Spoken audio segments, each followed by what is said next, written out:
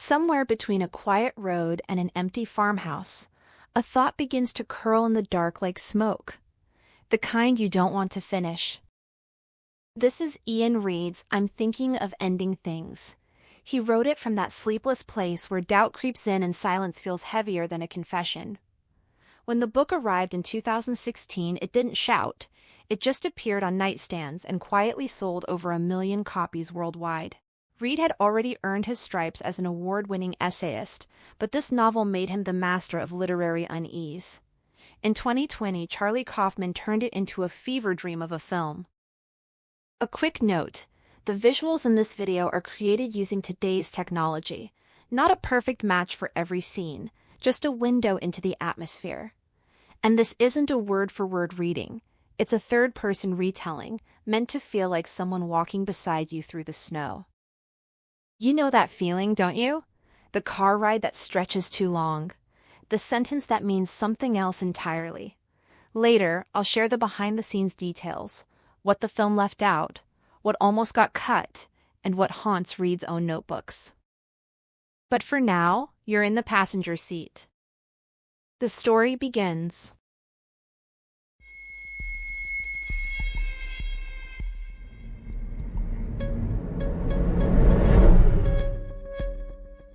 The highway stretches empty around them, more deserted than she expected.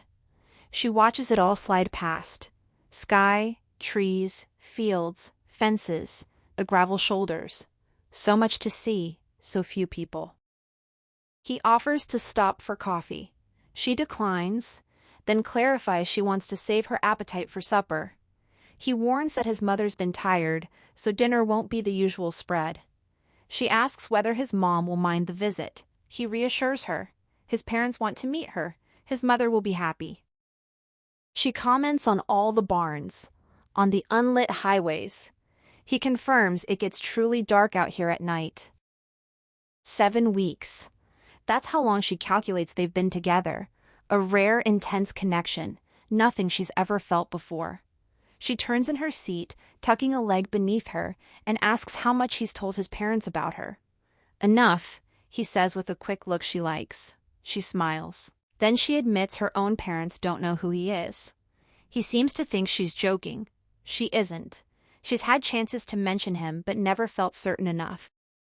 He reaches for the radio, turns up an old country station, hums along. She notes she's never heard him hum before, calls it a quality hum. But inside, a sad thought surfaces. Her parents will never know about Jake. Not now, not retroactively. She feels selfish. She should tell him what she's thinking, but it's too hard. Once she voices these doubts, there's no going back. She's more or less decided to end it. That realization takes the pressure off meeting his parents. Now she's just curious about them, though guilt creeps in. He probably sees this trip as a sign of commitment. He has no clue what's coming. She doesn't want to hurt him. She asks how he knows the song and whether they've already heard it twice. He says it's a country classic, he grew up on a farm, knows it by default. He doesn't confirm the repetition. Looking out the window, she can't recall her last road trip. Everything blurs past too fast. He loves this landscape, fields and sky, but from a moving car it's hard to truly see. They pass a burned-down farmhouse foundation, a decrepit barn, and a swing set that looks new. She asks about the new swing set. He doesn't answer. Instead, he asks if she's cold. She says she's fine, then rests her head against the cool glass, feeling every engine vibration and bump, a hypnotic brain massage. She doesn't mention the caller. Doesn't want to think about that message. Not tonight. She's also avoiding her own reflection in the window. A no-mirrors day, just like the night she met Jake. Trivia night at the campus pub. She wasn't a student anymore, felt old there, wasn't expecting anyone. Her friend probably arranged it hoping she'd meet a boy. Jake's table sat beside theirs. Trivia wasn't her thing, but she stayed. His team was called Brezhnev's Eyebrows. When she asked who Brezhnev was, he explained, Soviet engineer, era of stagnation, monster eyebrows. The name struck her as the kind of obscure knowing joke that drives her nuts. She told him she didn't really like trivia at a place like that. He agreed it could be nitpicky, a strange blend of competitiveness veiled as apathy. He wasn't strikingly handsome, but interesting. Long and sloping, uneven, with jagged cheekbones, gaunt but with full, dark lips. Short, unkempt hair, maybe longer on one side. Silver glasses he kept adjusting. A tic. When concentrating, he'd smell the back of his hand. A washed-out gray or blue t-shirt. Jeans that had seen hundreds of washes. He blinked a lot. Shy. If she'd left it to him, they never would have spoken. So she started, commented that his team was doing well. He raised his glass and said they were helpfully fortified, ice broken. Then he casually called himself a cruciverbalist. She didn't know the word. He mentioned wanting to name his team XIII. She didn't know that either. She could tell he was exotically smart but not aggressive. No cheesy lines. She guessed he didn't date much. She admitted she didn't know the words. Decided he'd probably enjoy explaining. He did. XIII meant selfhood or individuality from Latin ips. It sounded pedantic, but from him it wasn't. He had gentleness, natural meekness. He worried he was being boring. They both laughed, and for a moment the pub felt like just the two of them. Later he observed that people just aren't very funny. Funny is rare. He said it as if he'd read her mind. She liked his confidence beneath the restraint. When his team prepared to leave, she wanted to ask for his number but couldn't. She settled on hoping she'd bump into him around town. She didn't have to wait. He'd slipped a note into her purse when he said goodnight. She found it at home. If he had her number, they could talk and he'd tell her something funny. His number at the bottom. Before bed, she looked up cruciverbalist, laughed, believed him. The locals clustered together, exchanging disbelief in low, shaken tones. They cannot understand how something like this could happen. Nothing so horrible has ever occurred around here. Not in all the years one of them has worked in the area. Another admits he didn't sleep a wink. Neither could a second, who can barely eat now. His wife nearly got sick when he told her. How could anyone actually go through with such an act? You don't do that on a whim. It's scary, disturbing. Someone asks whether anyone was close with him. No, came the answer. He was a loner, standoffish, kept to himself. It doesn't seem real, another says, but unfortunately it is. In the car, she asks about the roads. He says they're not bad, a little slick. She's glad it's not snowing. He hopes it won't start. She observes that it looks cold out there. Individually, she reflects, they're both unspectacular. Her shortness beside his lean height makes no logical sense. Alone, she feels condensed, overlookable. He blends into a crowd too. But together, people look at them. Not him or her, but the pair. As a couple, they stand out. Within 6 days of meeting, they'd shared 3 meals, 2 walks, coffee, a movie, constant conversation. They'd been intimate. Twice after seeing her naked, he'd said she reminded him, in a good way, of a compressed young Uma Thurman. That was his word, compressed. He's never called her sexy. Pretty, yes. Beautiful once or twice. Once, after they'd fooled around, he called her therapeutic. She'd never heard that before.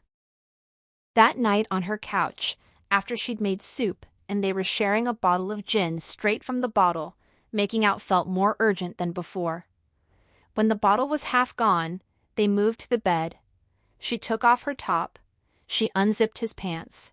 He let her do what she wanted. He kept saying, "Kiss me," even if she stopped for 3 seconds. Otherwise, he was quiet. The lights were off. She could barely hear him breathing. She couldn't see him well. He suggested using only their hands. She'd thought they were about to have sex, but went along with it, something she'd never done. When finished, he collapsed on top of her, then rolled over and sighed. Eventually, he went to the bathroom. She lay there wiggling her toes, listening to the tap run, the toilet flush. He was gone a while. She thought about telling him about the collar, but couldn't. telling him would make it more serious than she wanted. Lying alone, a memory surfaced. When she was very young, 6 or 7, she woke up one night and saw a man at her window. She hadn't thought about it in years. It's a patchy memory, but the parts she recalls are clear. She doesn't know why it came to mind that night. She woke up for no reason, immediately wide awake, unusual for her. Lying on her back, also unusual. Covers tucked tight around her. Hot, sweating. The night light was off. The overhead fan spun fast on high, the only sound, its metronomic motor and blades. She couldn't hear pipes or creaking. Strange. Then she saw him. Her ground-floor bedroom window faced her. The man stood outside. She couldn't see his face. It was beyond the frame, only half his torso. He swayed slightly, rubbing his hands together as if warming them. Very tall, very skinny. His worn black belt had the excess part hanging down like a tail in front. Taller than anyone she'd ever seen. She watched him for a long time without moving. He stayed right against the window, hands still moving. It looked like he was taking a break from physical work. But the longer she watched, the more it felt like he could see her, even with his head above the window. It didn't make sense. He was watching her. That's why he was there. Soft music played somewhere outside, recorded or humming, she couldn't tell. She barely heard it at first, but noticed it after seeing him. Many minutes passed, maybe an hour. Then the man waved, or made a wave-like gesture. It changed everything. The wave felt malicious, as if suggesting she could never be completely alone, that he would be around, that he would return. She became suddenly afraid. That feeling is still real to her now. The visuals are just as real. She closed her eyes, wanted to call out, but didn't. She fell asleep. Morning came. The man was gone. After that, she expected him to reappear, but he never did. Not at her window, anyway. But she always felt like the man was there. He is always there. There have been times she thought she saw him, a tall man sitting on a bench outside her house, legs crossed, still, looking her way. Far enough that she couldn't be sure if he was looking. She hated it. It didn't happen often. There was nothing she could do. He wasn't doing anything wrong. But he also wasn't doing anything at all, just sitting there. Why? That was the worst part. It may have all been in her head. Back in bed after the bathroom, Jake stood at the foot of the bed without speaking for an unnaturally long time. She'd seen him lying down naked but never standing. Pale, lean, veiny. He found his underwear, pulled them on, climbed back in. He said he wanted to stay the night, didn't want to leave her. As he slid next to her, his foot rubbing hers, she felt a sudden strong urge to make him jealous. Out of nowhere, she tickled his lower back and said that her last boyfriend had lacked a real connection. Some relationships are only physical, an extreme release and nothing more. She still doesn't know why she said it. It wasn't entirely true. Why bring up another boyfriend in that moment?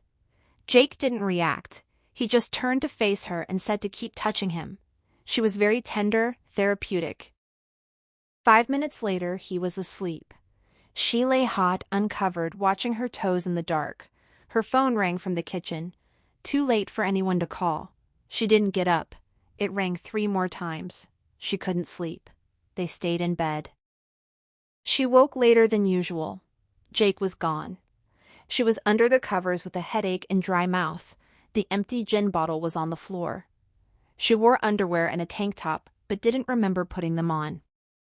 She should have told Jake about the collar. She realizes that now. She should have told someone, but she didn't think it was significant until it was. Now she knows better. The first time he called, it was a wrong number. That same night she met Jake at the pub. It woke her from deep sleep. The only strange part was the caller's voice, strained, subdued, gradual. She explained it must be a wrong number. He said he was sorry in that scratchy, effeminate voice, waited a beat, and hung up. She forgot about it. The next day, she saw 2 missed calls from the same number in the middle of the night. That was weird. But what was inexplicable and still upsets her was that the calls had come from her own number. She didn't believe it at first. She double-checked. There it was, her number.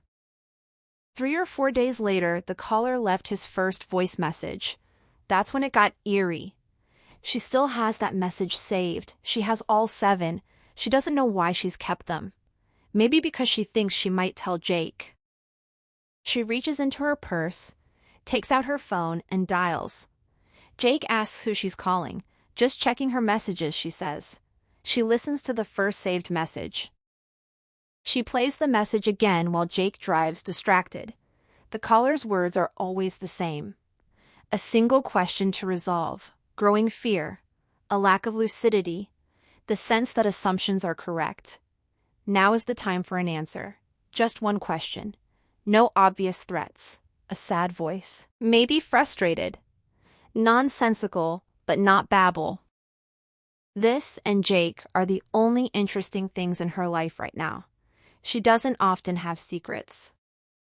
The calls come from her own number, usually around 3 a.m. Once, when Jake was in bed with her watching a movie, she pretended to chew and handed him the phone. He answered, said it was some old woman with a wrong number, and seemed unconcerned. She didn't sleep well that night. Since the calls started, she's had nightmares, real terrors, and has woken twice in a panic, feeling someone in her apartment. For a second or two, it feels like someone stands in the corner, very close, watching. She can't move. Half asleep, she eventually wakes fully, goes to the bathroom. Her heart pounds. She sweats heavily once soaking her pajamas. She doesn't usually sweat like that. It's too late to tell Jake any of this. She just feels more on edge. One night while she slept, the caller rang 12 times. No message. 12 missed calls, all from her number. Most people would have done something after that, but she didn't. What could she do? He never threatened her. He never wants to converse. When she's tried to answer, he hangs up. He prefers leaving his cryptic message. She listens again in the car. The same words. But the last message changed things. It was the worst. Really creepy. She couldn't sleep at all that night. Felt scared and stupid for not stopping the call sooner, for not telling Jake. The familiar lines repeated, and then the caller added something new. He said he'd say something that would upset her. He knows what she looks like. Her feet, hands, skin, head, hair, heart. She shouldn't bite her nails. She decided she had to answer next time. Tell him to stop. Even if he didn't respond, maybe that would be enough. The phone rang. She demanded to know why he was calling, how he got her number, ordered him to stop. Mad and scared. This no longer felt random, not a number dialed off the top of his head. He wouldn't stop. He wouldn't go away. He wanted something. What did he want? Why her? She yelled that this was about him, that she couldn't help him. But he replied that she had called him. She hung up, chest heaving, and threw down the phone. A stupid fluke. She's been biting her nails since 5th grade. Nearby, others continue their hushed exchange. One recalls a dinner party ruined by the call. A pecan galette with salted caramel sauce for dessert, the whole night destroyed after they heard. Another called right away when the kids were out. They wonder if he was depressed or sick. Apparently no antidepressants, but he was keeping secrets. If only they'd known how serious it was, if only there'd been signs. People don't just do that. But this wasn't a rational person, someone points out. Not like us. If you have nothing, there's nothing to lose. She thinks about how much of what we learn about others comes from observation, not words. Jake once noted that when someone says pleased to meet you, they're almost never actually feeling pleased. We listen anyway. Jake told her their relationship has its own valence. If that's true, relationships can change from hour to hour. Lying in bed is one thing. At breakfast, they don't speak much. She likes to talk, helps her wake up, especially if the conversation is funny. Nothing wakes her like a sincere laugh, better than caffeine. But Jake prefers to eat cereal or toast and read in quiet. Lately, it's that Cocteau book, reread 5 times. He'll read anything: newspaper, cereal box, flyer, takeout menu, anything. She finds the reading just for its own sake irritating. She asks him whether secrets are inherently unfair or immoral in a relationship. Caught off guard, he looks at her, then back to the road. He answers that it would depend on the secret, its significance, how many there are, what's being hidden. All relationships have secrets, even 50-year marriages. By the 5th breakfast together, she stopped trying to start discussions. No jokes. She just sat, ate his brand of cereal, looked around, watched him, observed. This is how we really get to know each other, she thought. He read a magazine with a faint white film under his bottom lip, concentrated in the corners of his mouth. Toothpaste? Mouth-breathing residue? He chewed very slowly, as if conserving energy, as if the words slowed his swallowing. Long delays between jaw revolutions and the swallow. He'd dig out an overflowing spoonful, hold it up absent-mindedly.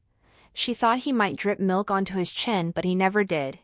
He got it all in without a drop, then rested the spoon and wiped his bare chin distractedly. His jaw is very taut and muscular. Even now, driving.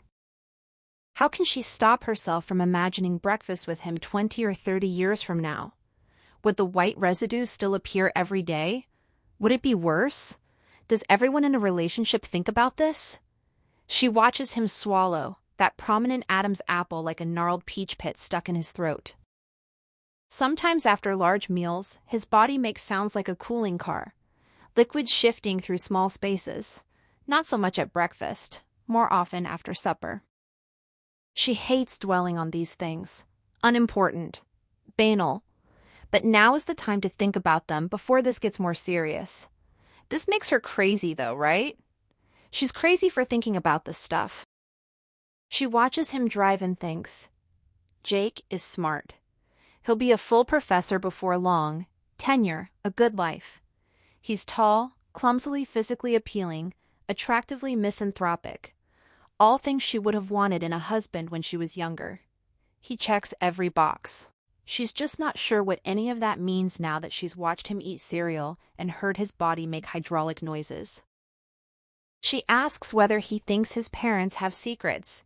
He says absolutely, they'd have to. The weirdest part, she reflects, is that she can't voice her doubts to him. They have everything to do with him, yet he's the one person she's not comfortable telling. She won't say anything until she's sure it's over. What she's questioning involves both of them, but she can only decide alone. Another early relationship contradiction. He asks why all the questions about secrets. No reason, she says. Just thinking. Maybe she should simply enjoy this trip. Not overthink. Get out of her own head. Let things happen naturally, whatever that means. Isn't that what they're doing? She's letting doubts bloom. Wouldn't preventing them be more unnatural? She tries to find substantial reasons for ending things and comes up short. But how can you not ask what's here to keep it going, to make it worthwhile? Mostly she thinks she'd be better off without him, but she's not certain. She's never broken up with a boyfriend before. Most of her relationships soured gradually, like a carton of milk reaching its expiration date. Not sickness, just a change in flavor. Maybe instead of wondering about Jake, she should question her own ability to experience passion. This could all be her fault. He comments that even when it's cold like this, if it's clear, he doesn't mind. You can always bundle up. There's something refreshing about deep cold. She says summer's better. She hates being cold. They still have at least another month before spring. A long month. He mentions seeing Venus without a telescope one summer, a very Jake thing to say. He describes a rare planetary alignment, Venus passing between Earth and the Sun, visible as a tiny black dot, not visible from Earth again for more than 100 years. He found it really cool. She says if she'd known him then, he could have told her about it. She missed out. He notes that no one seemed to care.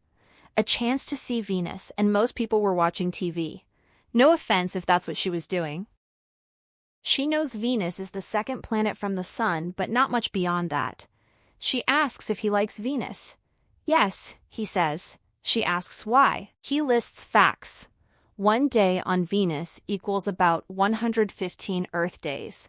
Its atmosphere is nitrogen and carbon dioxide with an iron core. It's full of volcanoes and solidified lava, sort of like Iceland. He admits he should know its orbital velocity, but would be making it up. What he likes most, he says, is that apart from the sun and moon, it's the brightest object in the sky. Most people don't know that. She likes when he talks like this. She asks if he was always interested in space. He supposes so. In space, everything has its relative position. Space is an entity but also limitless. Less dense the farther out you go, but you can always keep going. No definitive border between start and end. Humans will never fully understand it. Dark matter makes up the majority of all matter, and it's still a mystery. Invisible extra mass that makes galaxy formation and rotational velocities mathematically possible. She says she's glad they don't know everything. Questions are better than answers. Questions push and stretch intellect, make people feel less lonely and more connected. Not knowing is human. That's how it should be, like space. Unsolvable and dark, but not entirely. He laughs. Not at her, he says. It's just funny. He hasn't heard anyone say it like that before. She asks if it's true. He agrees. Dark, but not entirely. A nice idea. Nearby, voices continue their grim exchange. Someone heard some rooms were vandalized, red paint on the floor, water damage, and he put a chain on the door. Why did he do it in here? To make some selfish, twisted point, another guesses. He wasn't a vandal type, but the strange thing. He'd started writing graffiti on walls. People saw him. He denied it, but volunteered to clean it off every time. The weirdest part, he wrote the same sentence every time. Just one sentence. There's only one question we need to resolve. No one knows what the question is. Back in the car, she asks how much longer. A bit, he says. She offers to tell a story, a true one from when she was a teenager, one he's never heard, his kind of story. She turns the music down. He says sure, ready for story time. She clears her throat dramatically. It was pouring rain. She'd been sheltering her head with newspaper grabbed from an empty bus seat. She'd been told to arrive at the house at 10:30 and would be greeted in the driveway. No need to ring the bell. When she got there, she waited minutes. A man she'd never met poked his head out, looked at the sky, hoped she hadn't been waiting long. He held out a palm-up hand. He looked exhausted. Dark bags under both eyes, stubble, bedhead. She tried to glance past him through the door's crack. He said his name was Doug, asked for a minute, then flipped her keys. She caught them against her stomach. The door slammed. She was stunned. They'd only talked on the phone.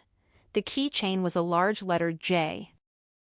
She stops, asks if he's bored. He says to keep going. Pretty much all memory is fiction and heavily edited. She's not sure she agrees, but continues. 8 minutes later, Doug reappeared, fell into the passenger seat with a big exhale. He changed into worn blue jeans with holes in the knees, a plaid shirt, a black baseball cap tipped back reading nucleus in white cursive. The seats were mottled with orange cat hair. He seemed better suited to sitting. She started the routine from practicing with Dad, slid the seat forward, adjusted the mirror 3 times, released the parking brake, placed her hands at 10 and 2. Doug said he never liked the rain. Nothing about instruction. His knee bobbed. She asked where he wanted her to start.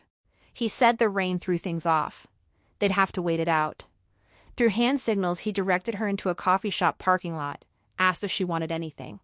She declined. They sat listening to rain, engine running to keep fog off the windows wipers low. He asked her age, guessed 17 or 18. She said 16.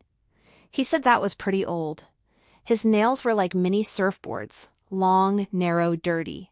An artist's hands, not a driving instructor's. Jake jokes, she's like Meryl Streep, fully committed.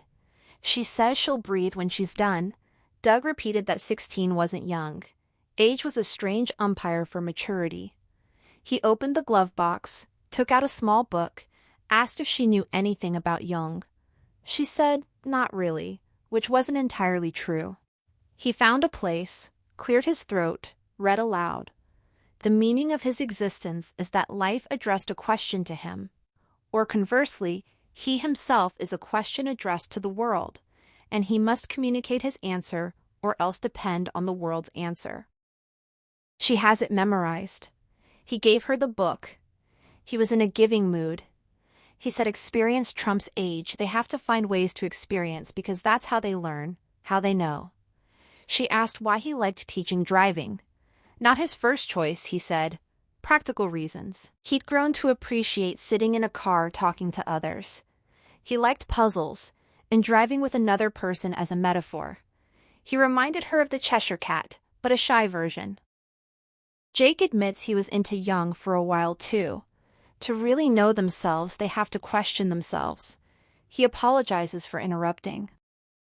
She continues. Doug fished out 2 strange-looking candies, told her to keep one for another rainy day. He twisted open the other wrapper, snapped the candy in 2, handed her the larger piece. She ate it despite the weirdness and the grossness of him touching it. It didn't taste like anything at first. He said he got them from a student who traveled in Asia.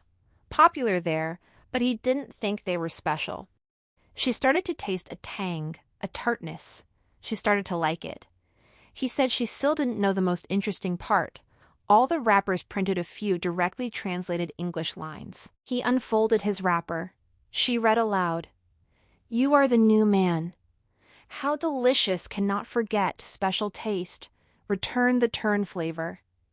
He said he unwrapped candies sometimes just to read the verses, to try to understand them, as good as any poem.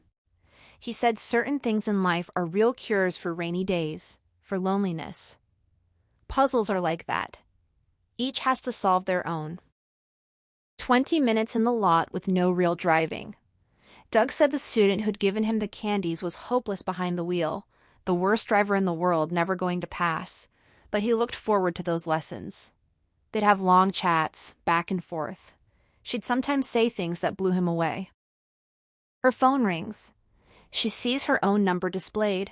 Just a friend, she tells Jake, doesn't need to answer. She puts the phone back. He presses her to continue the story. She says, one day out of the blue, that student told her driving instructor she was the best kisser in the world. So sure of it, very convincing. Doug admitted he'd never told anyone else this detail. The student swore this talent made her more powerful than money or intelligence, made her the center of the universe. The instructor looked to her for a reply. She said what came to mind. Kissing involves 2 people. You can't be singular and be the best. You'd only be the best if the other person was also the best, which is impossible. It's not a solitary act like playing guitar. There needs to be 2 bests. Her answer bothered him, visibly upset. He didn't like the idea that alone you couldn't be the best kisser, that one relied on another. Then he said that was too much to overcome. It would mean always needing someone else. But what if there wasn't someone else? What if everyone is just alone? She didn't know what to say. Then he snapped, said it was stupid to wait out the rain.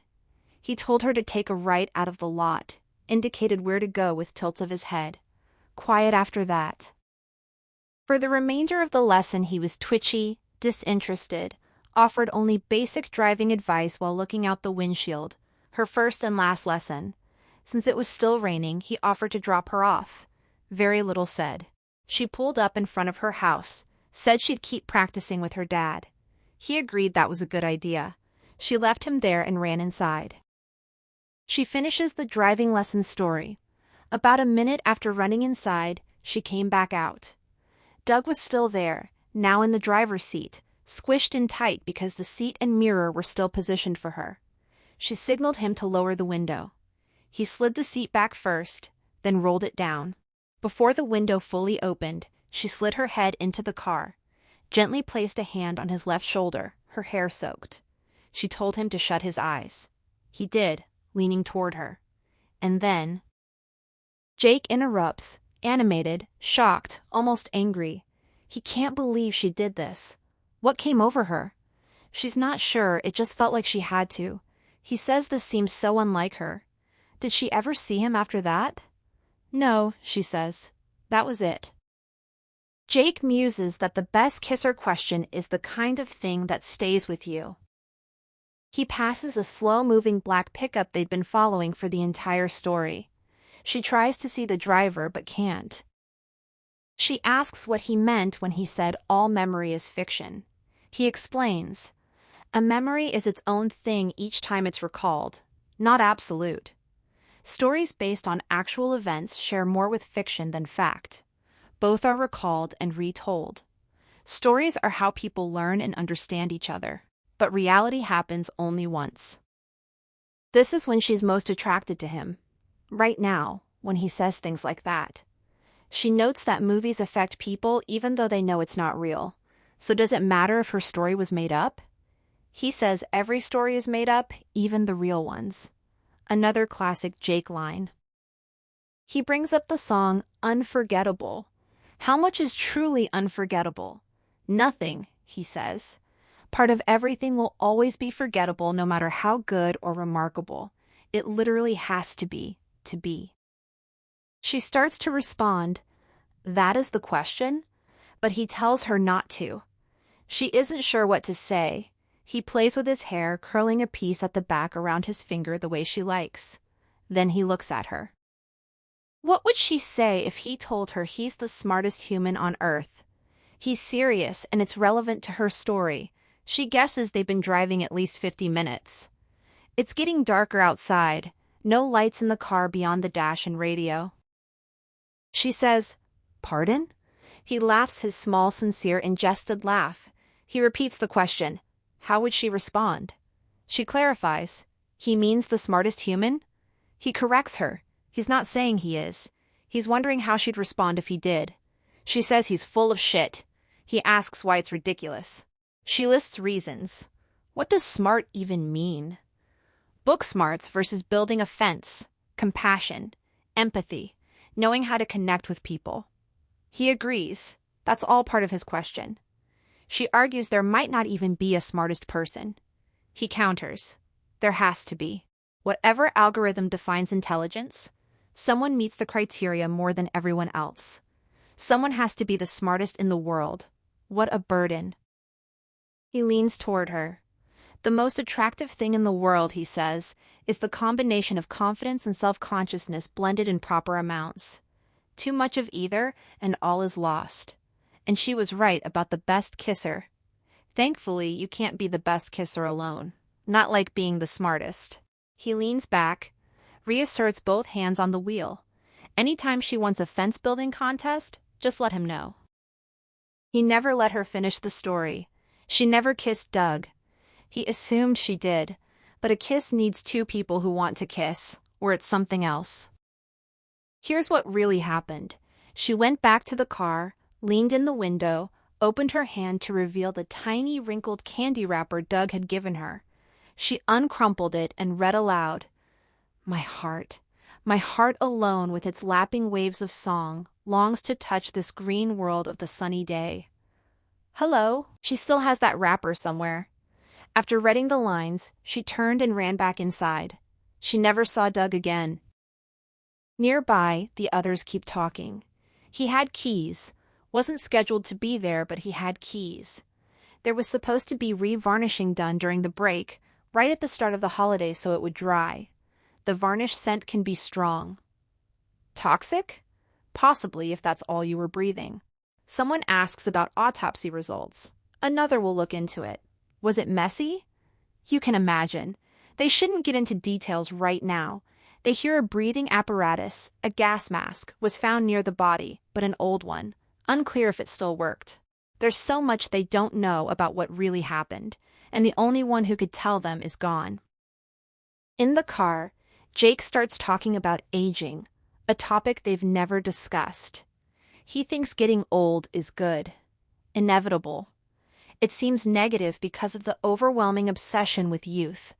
Whatever is lost physically is worth what is gained. She agrees. She actually wants to be older. He says he keeps hoping for gray hairs, wrinkles, laugh lines. More than anything, he wants to be himself, to understand himself and recognize how others see him, to be comfortable being himself. Getting to the next year means something. She thinks that's why so many people rush into marriage and stay in bad relationships, because they aren't comfortable being alone. She doesn't say this to him, but maybe it's better to be alone. Why abandon the routine each person masters? Why give up many diverse relationships for one? There's good in coupling, but is it better? She asks if she can turn the radio down, adjusting it before waiting for a reply. She's turned it down multiple times. He keeps turning it back up. She thinks he might be partially deaf, at least sometimes, like all absent-minded ticks. She remembers one night she had a headache. He was coming over. She asked him to bring Advil, repeated it. She assumed he'd forget.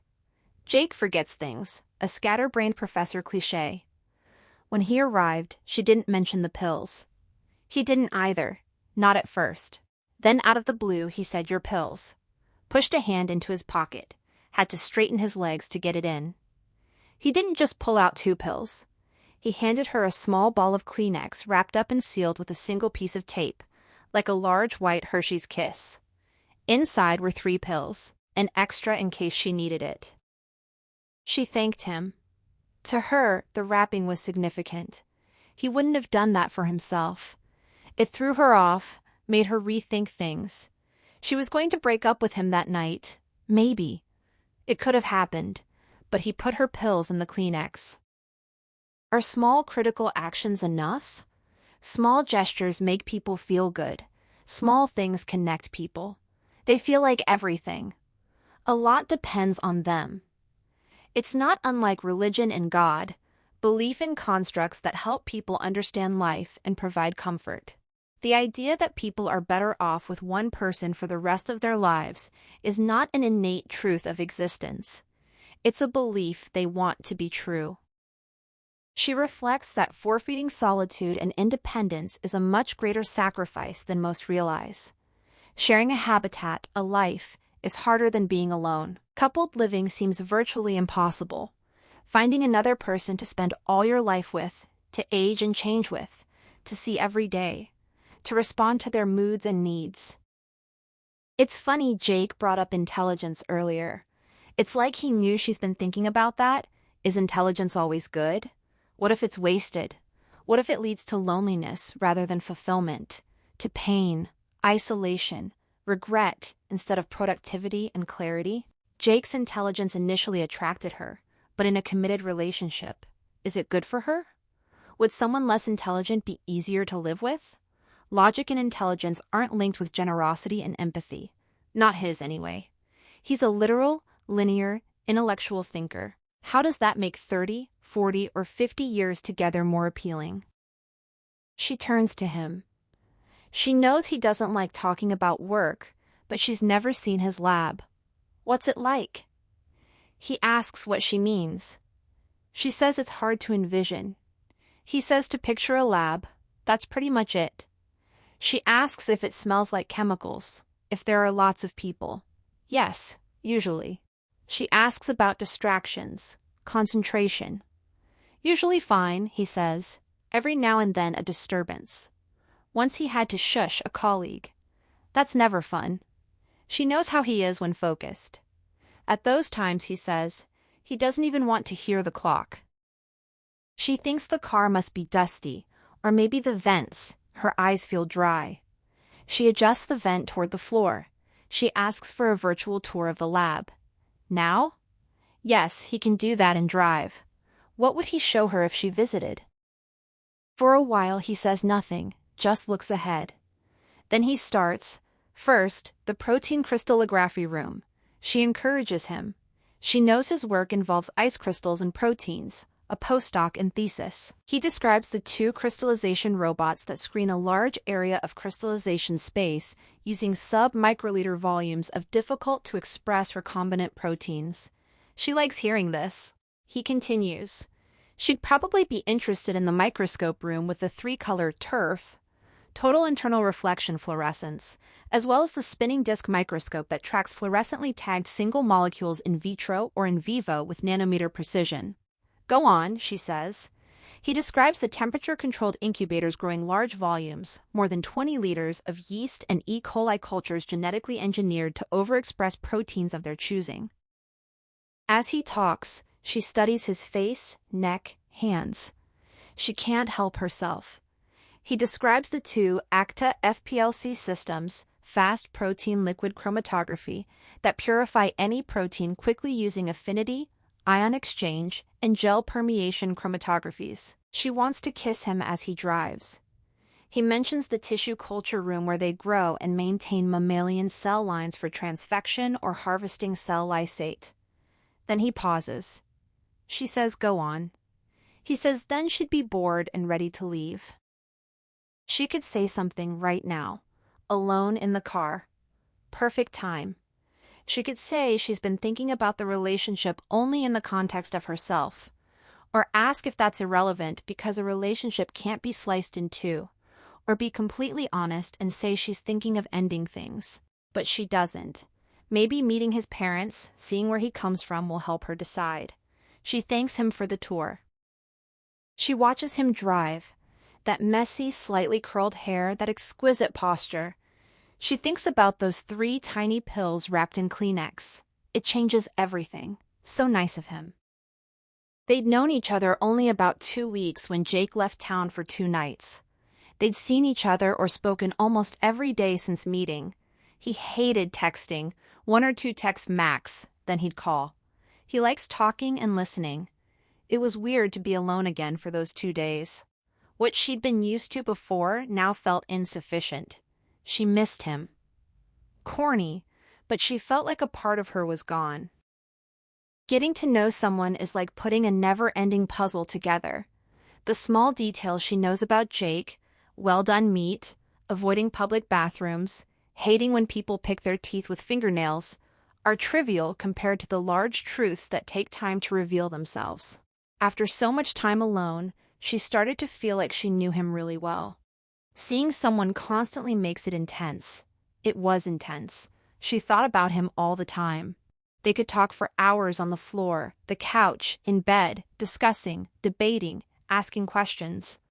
Once they stayed up all night, she started to feel like she knew him really well. She started to feel like she knew him really feel like she knew him really. She started to feel like she knew him really well. She knew him from home gasp between the Tendosicher to get water story would be fine to feed it. He was different from anyone else. Their bond is unique. Jake says trying to restore a critical balance is something they've been thinking about at work. Critical balance is needed in everything. Everything is delicate. He gives an example. Metabolic alkalosis, a slight rise in tissue pH from a small dip in hydrogen concentration. Extremely subtle yet vital. Everything is impossibly fragile. She agrees, like everything she's been thinking about. Some days, he says, a current runs through him, an energy in him and her, something worth being aware of. Does that make sense? Sorry, he's rambling. She has her feet out of her shoes, resting on the dashboard, leaning back. She could doze off. The rhythm of the wheels has an anesthetic effect. She asks what he means by the current, eyes closing. Just how it feels, he says. Her and him. The singular velocity of flow. She asks if he's ever been depressed or anything. They've just made a significant turn, left at a stop sign, no traffic lights out here. She apologizes, out of the blue. She's just thinking. For years, her life has been flat. Not depressed, she doesn't think. Just flat, listless, lacking a dimension. Something missing. Sometimes she feels sad, for no apparent reason.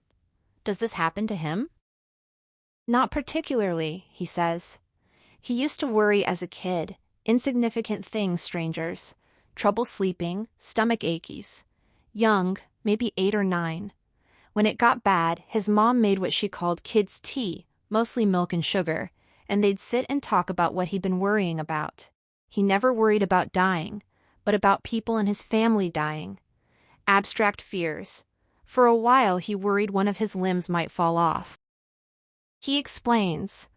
They had sheep on the farm. Days after a lamb was born, his father put tight rubber bands around its tail to stop blood flow. After a few days, the tail fell off. Not painful for the lambs. Every so often as a kid, he'd find a severed lamb tail in the fields. He started wondering if the same could happen to him. What if sleeves or socks were too tight? What if he slept with socks on and woke up to find his foot had fallen off? It made him worry about what's important. Why isn't the tail an important part of the lamb? How much can fall off before something important is lost? She can see how that might be unnerving. So to answer, he says, no, he's not depressed, but sad? Sure. Depression is a serious illness, physically painful, debilitating. You can't decide to get over it any more than cancer. Sadness is a normal human condition, no different from happiness. Each relies on the other to exist. It seems like more people are unhappy these days, if not depressed. Would he agree? He's not sure. There's more opportunity to reflect on sadness and inadequacy, and also pressure to be happy all the time, which is impossible. She says that's what she means. They live in a sad time. Why? Are there more sad people now? He notes that around the university, students and professors have biggest daily concerns, like how to burn the proper number of calories for their specific body type based on diet and exercise. Think about that in human history, he says. Talk about sad. The car rolls through back roads, and Jake's passenger lets her thoughts drift out loud. She wonders aloud whether modernity has drained away compassion, whether people have stopped caring about genuine connection. Without something larger than a single life, she reasons, purpose feels out of reach. Happiness, she's come to believe, depends on the presence of another person, even just one. She trails off, leaving the word alone hanging. He cuts in to say he understands what she means. She brings up an old philosophy example about context. A man named Todd paints the red leaves of his plant green. To a biologist friend, he says he has no green plant to lend. To an artist friend the next day, he says he does. Both answers are honest. She argues that sadness can be a correct answer in the context of living, just as happiness is. She adds, almost apologetically, that she's not trying to be brilliant. They're just talking. Her companion says they're communicating, thinking. Her phone rings from the bag. Again. She apologizes and checks the screen. It's her number. She calls the caller her friend. He suggests she might answer this time. She admits she doesn't feel like talking, assures him the caller will stop, and says it's probably nothing. She tucks the phone away, but it beeps with 2 new messages. The radio volume covers the playback. First message, no voice, just running water.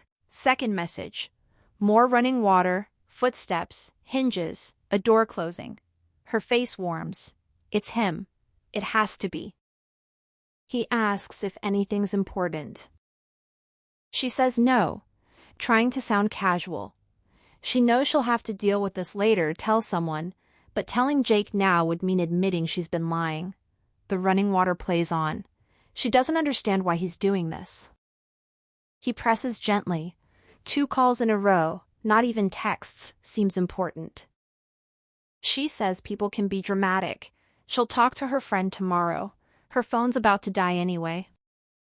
Her mind drifts to his last girlfriend, a blonde athletic grad student she's seen around, a runner.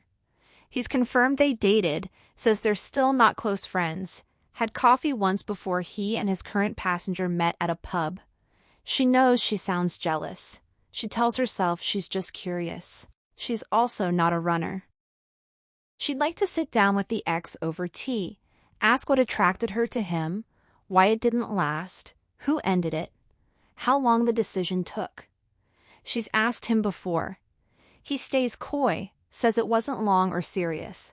That's exactly why she needs the other side. Alone in the car, she decides now is the time. She asks how it ended. He says it never really started, minor and temporary. She points out he didn't think that at the beginning. He says it didn't start any more serious than it ended. She asks why it didn't last. He says it wasn't real. She asks how you know. He says you always know. She presses, how do you know when a relationship becomes real? He asks if she means in general, or that one. She says that one. He says there was no dependency. Dependency equals seriousness. She disagrees, then asks again, how do you know when something's real? He says it's real when there are stakes, when something's on the line. They ride in silence for a while.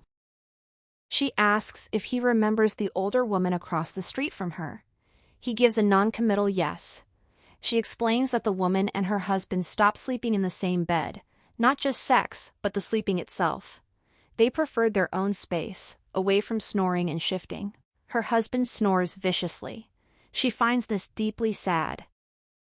He says it seems reasonable if one person is disruptive. She argues that you're aware of the other person, even asleep. He insists you're just sleeping. She pushes back. You're never just sleeping. Not even when you're asleep. He says he's lost. He signals and turns onto a smaller road, a back road. She asks if he isn't aware of her when they sleep. He says he doesn't know he's asleep. She says she's aware of him. 2 nights ago, she couldn't sleep. Again. Jake had stayed over for the 3rd straight night. She actually likes sleeping beside someone. His breathing was close. What she wants, she realizes, is for someone to know her. Really know her. Better than anyone else. Maybe better than she knows herself. That's why people commit long-term. Not for sex, but to get to know someone. To be known. To have access to each other's inner lives. That chosen connection, harder than biology, is how you know a relationship is real.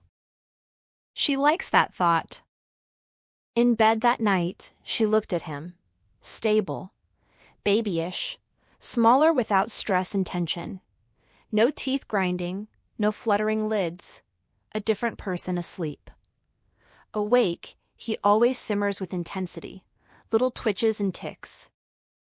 But isn't being alone closer to the truest version of yourself? Undiluted by others' presence and judgments. Friends and family are fine, but they don't bind like love. Only alone can you focus on yourself, know yourself. It probably won't work out with Jake. She'll probably end it. Most marriages fail, yet people still see marriage as normal. Is there anything else people attempt in such numbers with such a terrible success rate? He once told her about a photograph on his lab desk. Himself at 5, curly blonde hair, chubby cheeks. He likes it because every cell in that image has died and been replaced. He is literally a different person now. Where's the consistency? He'd talk about proteins. Physical structures change and repeat, tire and wilt, age and deplete. You just carry on. 3 nights ago, with Jake comatose beside her, she waited for light through the blinds, wishing she could turn off her mind like a lamp. Jake announces they're 5 minutes away. She sits up, stretches, yawns, says it felt like a quick trip, thanks him for inviting her. He thanks her for coming.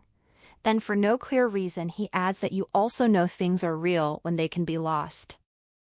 Later, someone says the body was found in a closet, a small one, scrunched up inside, door closed.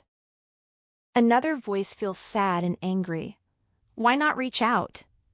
He had coworkers, people around all the time. The first agrees it didn't have to happen that way. The second asks about his background. Not much known. Smart, well-read, had an earlier academic career, PhD level maybe. That didn't last. He ended up there, not married, no wife, no kids, no one. Someone remarks it's rare these days to see someone living like that, entirely alone. The car bumps up the long potholed driveway, trees lining both sides, gravel and dirt grind under the tires for about a minute. At the end stands a stone house. From here it doesn't look huge, with a wooden railed deck on one side. They park to the right. No other vehicles in sight. She sees a light in what Jake calls the kitchen. The rest is dark. Stepping out, she catches smoke. Must be a wood stove inside. She imagines this was once pretty, but now it's run down. Windowsills and trim need fresh paint. Much of the porch is rotting. The swing is ripped and rusted. Jake says he doesn't want to go in yet. She's already taken a few steps toward the house, stops, turns back. He wants to walk around first after all that sitting. She points out it's dark. They can't see much. He says at least for air. On a clear summer night, the stars are unbelievable here, 3 times as bright as in the city. He used to love that. The clouds, too, massive and soft on humid afternoons, moving gently across the sky, each one different. He wishes they could see them now. She tells him it's not silly at all. It's nice that he noticed those things. Most people wouldn't. He admits he used to notice stuff like that, trees too, but doesn't think he does anymore, doesn't know when that changed.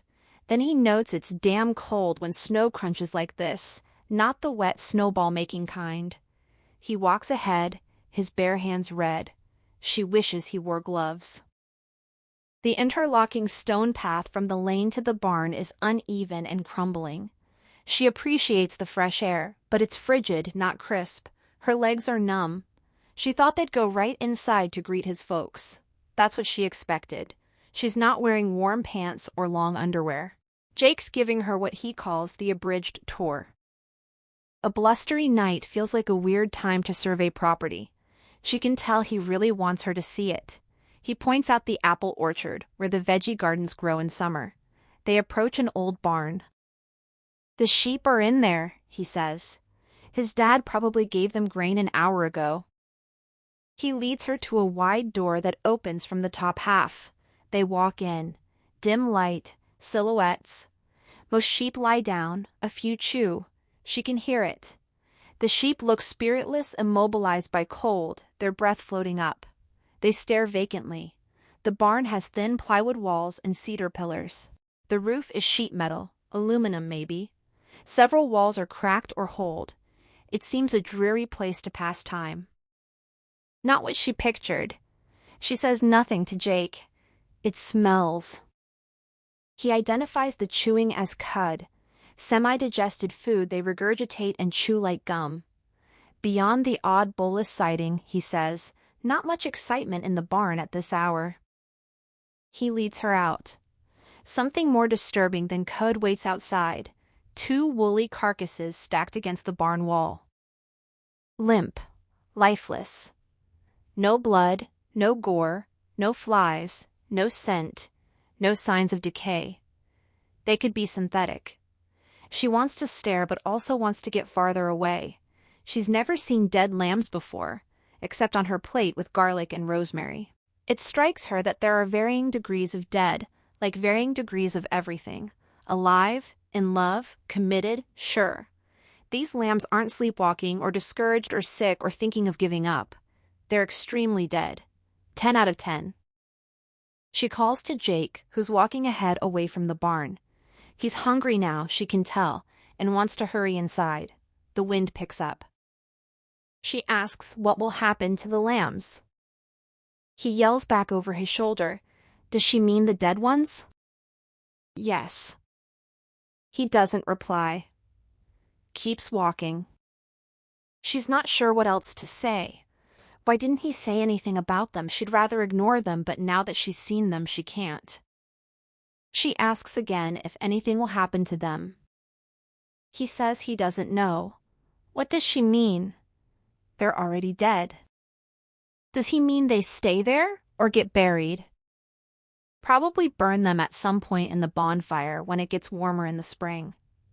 He keeps walking ahead. They're frozen for now anyway. In her mind, they didn't look all that different from living lambs. But they're dead. So similar, yet so different. She jogs to catch up, trying not to slip. Far enough from the barn now that when she turns back, the 2 lambs look like a single inanimate mass, a bag of grain against the wall.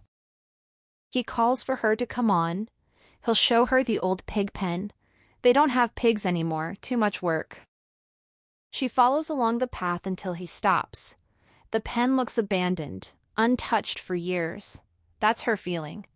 The pigs are gone, but the enclosure remains. She asks what happened to them. The last two were quite old, he says, weren't moving much, had to be put down. She asks if they never got piglets. Isn't that how it usually works? Sometimes, he says, but he guesses his parents never replaced them. Pigs are a lot of work and expensive. She knows she should probably know better, but she's curious why they had to be put down. He says that's what happens on a farm, not always pleasant. Were they sick? He turns back and looks at her, tells her to forget it. He doesn't think she'd like the truth. She insists. Just tell her. She needs to know. He explains. Sometimes it's hard out here on a farm like this. It's work. His parents hadn't been inside the pen to check on the pigs for a few days. They just tossed food in. The pigs lay in the same corner day after day. After a while, his dad decided to have a good look. When he went inside, the pigs didn't look well. He could tell they were in discomfort.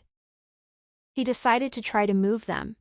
His dad almost fell over backward when he lifted the first pig, but he did it. Lifted and turned it. The belly was swarming with maggots. Thousands. The entire underside looked like moving rice. The other was even worse.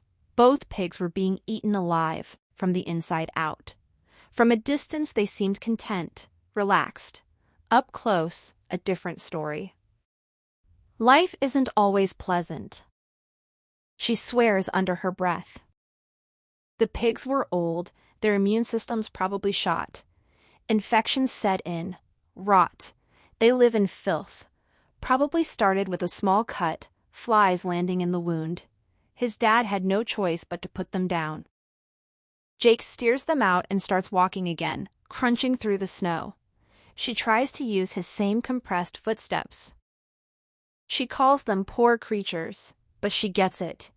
They had to be put out of their misery. Suffering like that is unendurable, even if the solution is final. The two lambs, the pigs, non-negotiable, no going back. Maybe they were lucky after what they'd been through, liberated from some of the suffering. Unlike the frozen lambs, nothing restful or humane lingers in the image of those pigs he's planted in her mind. She wonders, what if suffering doesn't end with death? How can anyone know? What if it doesn't get better? What if death isn't an escape? What if the maggots continue to feed and be felt? The possibility scares her. He says she has to see the hens. They approach a coop. He unlatches the entrance and they duck inside. The chickens are already roosting, so they don't stay long. Just long enough for her to step in runny, unfrozen shit, to smell unpleasant smells, and to see one of the last non-roosting hens eating one of its own eggs. Every area has a distinct smell. She finds it eerie in here. All these chickens sitting on thin rails, staring.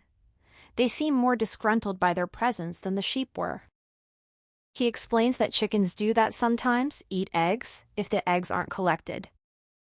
Gross, she says, then asks if they have any neighbors. Not really, he says. Depends on your definition. They leave the co-op. She's grateful to get that smell out of her nose. They walk behind the house, her chin pressed against her chest for warmth. Off the path now, making their own way in unshoveled snow. She's famished. She looks up and sees someone in an upstairs window. A gaunt figure standing, looking down. A woman with long, straight hair. The tip of her nose is frozen. She asks if that's his mom. She waves. No response. He says she probably can't see her, too dark out here. The woman stays at the window as they keep walking, plodding through ankle-deep snow. Her feet and hands are numb, cheeks red. She's glad to be inside, blowing on her hands as they step through the door into a small foyer. She smells supper, some kind of meat, burning wood again, and that distinct atmospheric scent every house has, which its inhabitants never notice. Jake yells hello. His dad, it must be, answers that they'll be down in a minute. Jake seems distracted, almost antsy. He asks if she wants slippers. The old floors are pretty cold, and hers might be a bit big. She says sure, thanks.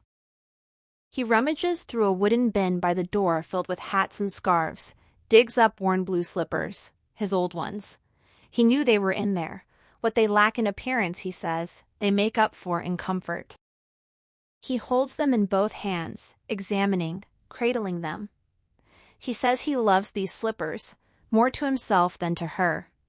He sighs, hands them over. She thanks him, unsure if she should put them on. Eventually she does. They don't fit right. He says, okay, this way. They step beyond the threshold, left into a small sitting room. Dark. He twists lamp switches as they move. She asks what his folks are doing. They'll be down. They step into a large living room. Unlike outside, the house is closer to what she expected. Hand-me-down furniture, rugs, lots of wooden tables and chairs. Each piece or trinket is distinct. Few things match. Everything looks antique. Nothing in here bought in the last 20 years. She guesses that can be charming. It feels like stepping back several decades. The music adds to the time travel sensation. Hank Williams, she thinks, or Bill Monroe, maybe Johnny Cash. Sounds like vinyl, but she can't see where it's coming from. Jake points to a staircase outside the living room and says the bedrooms are upstairs. Not much else up there. He can show her after they eat. He told her it's not fancy, an old place. True. Everything is old, but remarkably neat and tidy. No dust on the side tables, no stains or tears on the cushions. She finds herself wondering what old farmhouse doesn't have some dust. No lint, animal hair, threads, or dirt on the couch and chairs. The walls are covered in paintings and sketches, most unframed. Large paintings. Sketches of varying sizes, mostly smaller. No TV or computer in this room. Lots of lamps and candles. Jake lights the unlit ones. She assumes his mom collects the ornamental figurines, mostly small children in elaborate attire, hats, boots. Porcelain, she thinks. Some pick flowers, some carry hay. Whatever they're doing it for eternity. The wood stove crackles in the far corner. She walks over, stands in front of it, turns to feel warmth on her back. She says she loves the fire. Cozy on a cold night. Jake sits on the maroon couch opposite. A thought occurs to her, and before she can mull it over, she blurts it out. His parents knew they were coming, right? They invited them? He says, yeah, they communicate. Past the staircase, beyond the entrance to this room, stands a scratched-up ragged door. Closed. She asks what's in there. He looks at her as if she's asked a stupid question. Just some more rooms, he says. The basement is through there. She says, oh, okay. He says it isn't finished. Just a nasty hole in the ground for the water heater and stuff like that. They don't use it. A waste of space. Nothing down there. She repeats, a hole in the ground? He tells her to forget about it. It's there. Not a nice place. That's all. It's nothing. A door closes somewhere upstairs. She watches Jake to see if he registers it, but he's lost in his own mind, looking straight ahead intently at seemingly nothing. She asks what the scratches on the door are from. From when they had a dog. She drifts from the stove to the wall of paintings and sketches. Several black and white photographs hang there too. Unlike the sketches, all the photos are framed. No one smiles. Everyone is stern-faced. The center photo shows a young girl, maybe 14 or younger, standing posed in a white dress. She touches the frame and asks who this is. Jake doesn't stand but looks up from a book he's taken from the coffee table. His great-grandmother, he says. born in 1885 or something. She's skinny and pale, looks shy. He adds, with an edge of uncharacteristic annoyance, that she wasn't a happy person. She had issues. She offers that maybe she had a tough life. He says her problems were hard on everyone. It doesn't matter. He doesn't even know why they keep that photo up. A sad story. She wants to ask more, but doesn't. She points to a child, a toddler, maybe 3 or 4, asks who that is. He says, doesn't she know? No. How would she know? It's him, he says. She leans closer. No way, she says. That can't be him. The photo is too old. He says that's just because it's black and white. It's him. She's not sure she believes him. The child stands barefoot on a dirt road beside a tricycle, long hair glaring at the camera. She looks even closer and feels a twinge in her stomach. It doesn't look like Jake at all. It looks like a little girl. More precisely, it looks like her. Later, someone says the man had pretty much stopped talking, became nonverbal, would work but not talk. Awkward for everyone. The speaker would pass him in the hall, say hi, and he'd have a hard time making eye contact. He'd blush, become distant. Another voice confirms with surprise. The first admits regretting hiring him, not because he was incompetent. Everything was always clean and tidy. He did his job, but it got to the point where the speaker had a feeling, sensed something, like he wasn't quite normal. The second says this sort of justifies that feeling. The first agrees. Should have acted, done something based on gut instinct. The second says you can't start second-guessing after the fact. Can't let one man's actions make you feel guilty.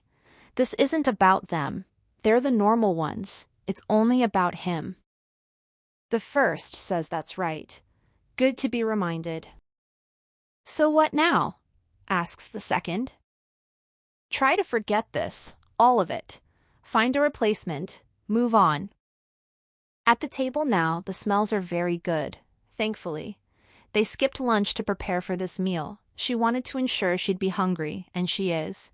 Her only concerns, her headache, and the vague metallic taste she's noticed the last few days. It happens when she eats certain foods, worse with fruit and veggies. A chemical flavor. No idea what causes it. When she's noticed it, it's turned her off whatever she's eating. She hopes it doesn't happen now. She's also surprised they haven't met Jake's parents. Where are they? The table is set, the food is here. She hears shuffling in another room, probably the kitchen. She helps herself to a warm dinner roll, rips it in half, smears a knob of butter across it, stops herself from eating, realizing she's the only one who's started. Jake just sits there. She's ravenous. She's about to ask about his parents again when the door to the entryway opens and they walk in, one behind the other. She stands to say hello. His dad motions for her to sit, says it's nice to meet her. She thanks them for inviting her, says the food smells great. His mom seats herself, says she hopes she's hungry and they're glad she's here. It happens quickly. No formal introductions, no handshakes. Now they're all here. She guesses this is normal. She's curious about Jake's parents. His dad is reserved, borderline standoffish. His mom smiles a lot. Hasn't stopped since she appeared from the kitchen. Neither parent reminds her physically of Jake. His mom wears more makeup than she would have guessed. She finds it unsettling. Would never say that to Jake. Her hair is dyed inky black, glaring against powdered white complexion and varnished red lips. She also seems shaky, delicate, as if she might shatter like dropped glass. She wears an outdated, short-sleeved blue velvet dress with frilly white lace around the neck and sleeves, as if she's just been or is going to a formal reception. Not a dress she sees often. Out of season, more summery than wintry, too fancy for a simple dinner. She feels underdressed. Also, her feet are bare. No shoes, no socks, no slippers. When she tucked a napkin into her lap, she caught a glimpse under the table. The big toe of the right foot is missing its nail. The other toenails are painted red. Jake's dad wears socks and leather slippers, blue work-style pants, a plaid shirt with sleeves rolled up. His glasses hang from his neck on a string. A thin Band-Aid sits on his forehead just above his left eye. Food gets passed around. They start eating. Jake's mom announces she's been having problems with her ears. She looks right at her guest, smiling broadly. The tall grandfather clock ticks against the wall behind the table. His dad says she has more than a problem.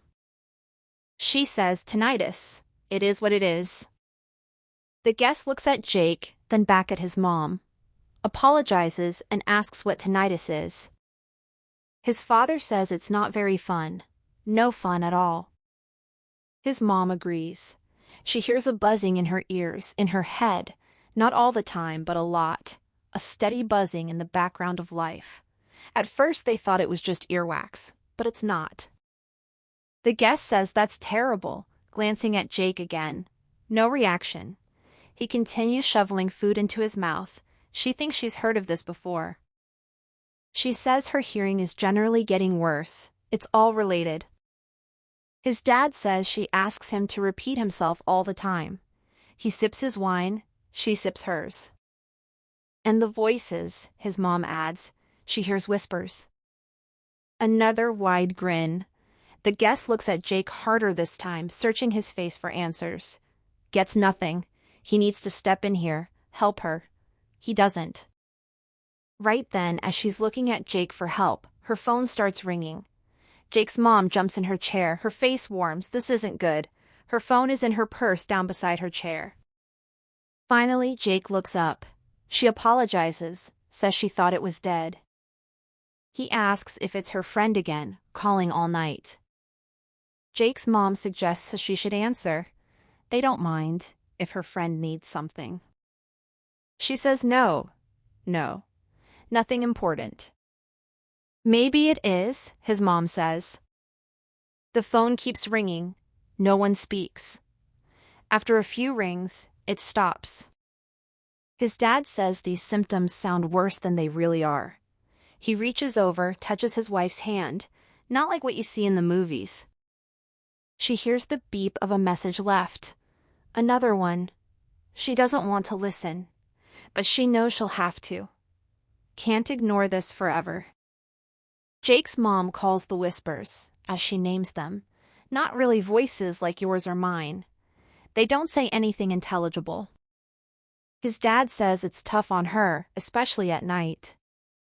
Night is the worst, she says. She doesn't sleep much anymore. And when she does, his dad adds, it's not very restful for any of them. The guest grasps for straws, says that's really tough. The more research done about sleep, the more everyone realizes how important it is. Her phone starts ringing again. It sounds louder this time, though she knows it can't be.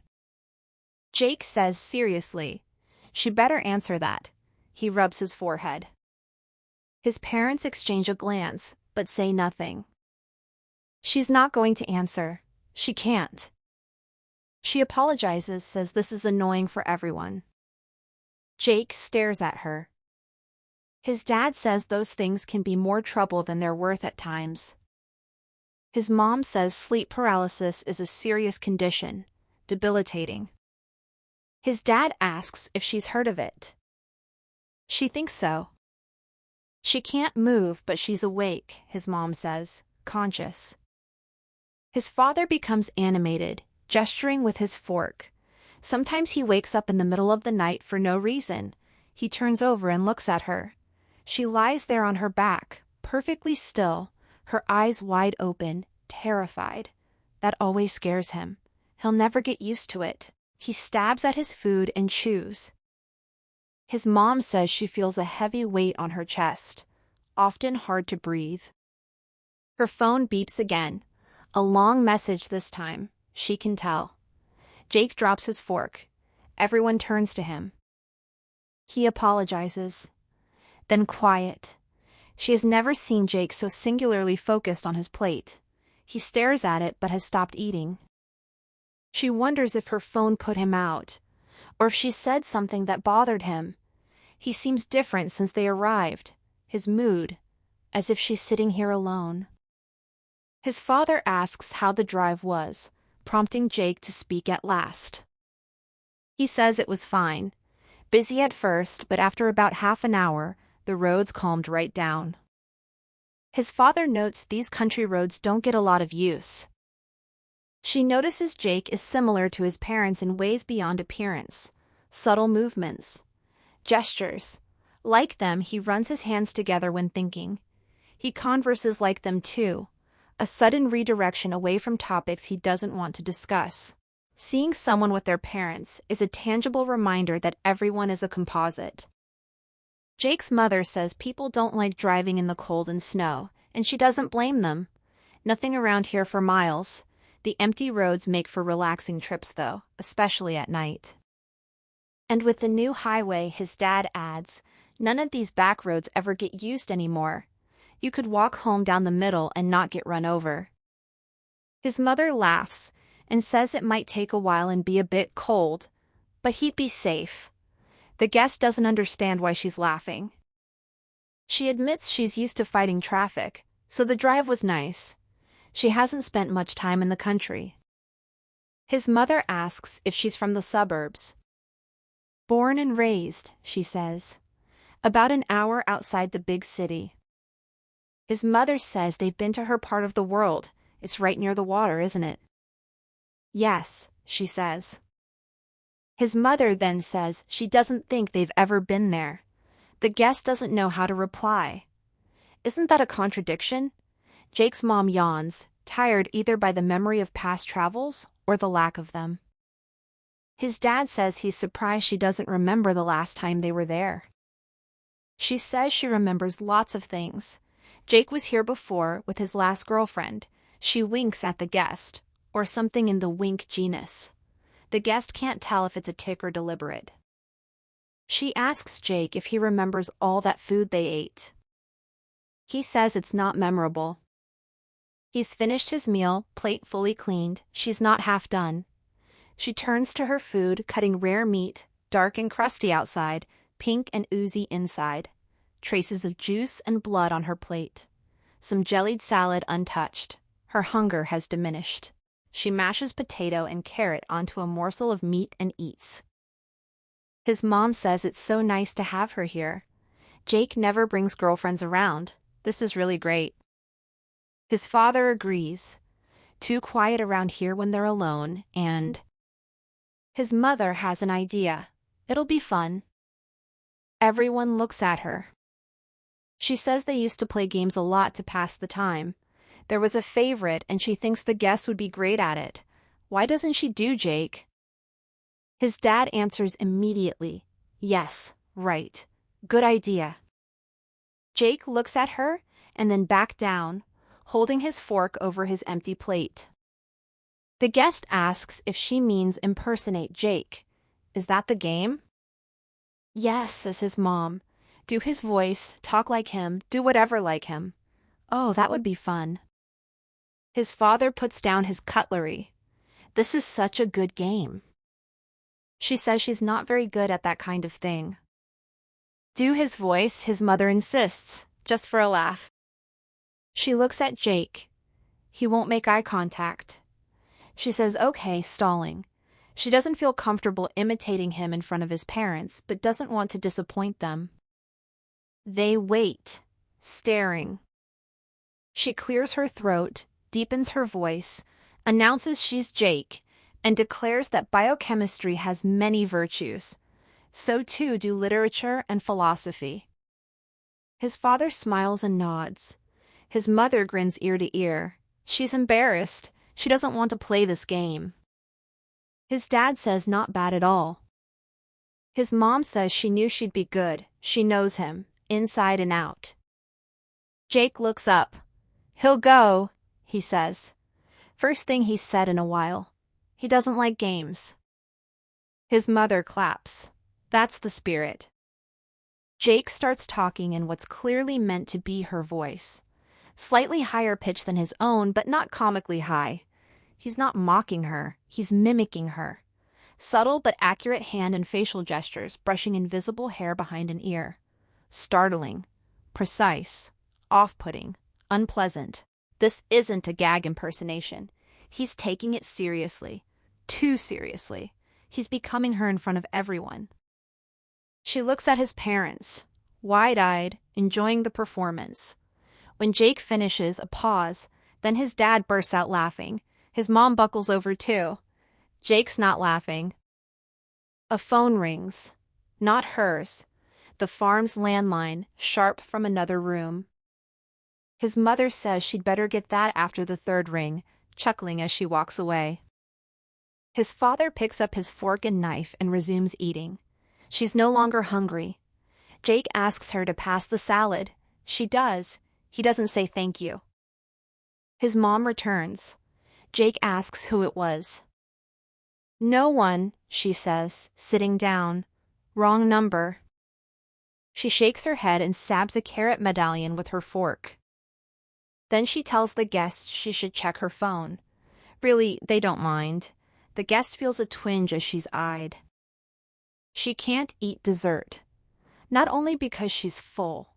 There was an awkward minute when the dessert came out. Chocolate log cake with layers of whipped cream. She'd asked Jake to remind his parents she's lactose intolerant. He forgot. She can't touch that cake. While Jake and his parents were in the kitchen, she checked her phone. Dead. Probably for the best. She'll deal with it in the morning. When Jake's mom returns to the table, she's wearing a different dress.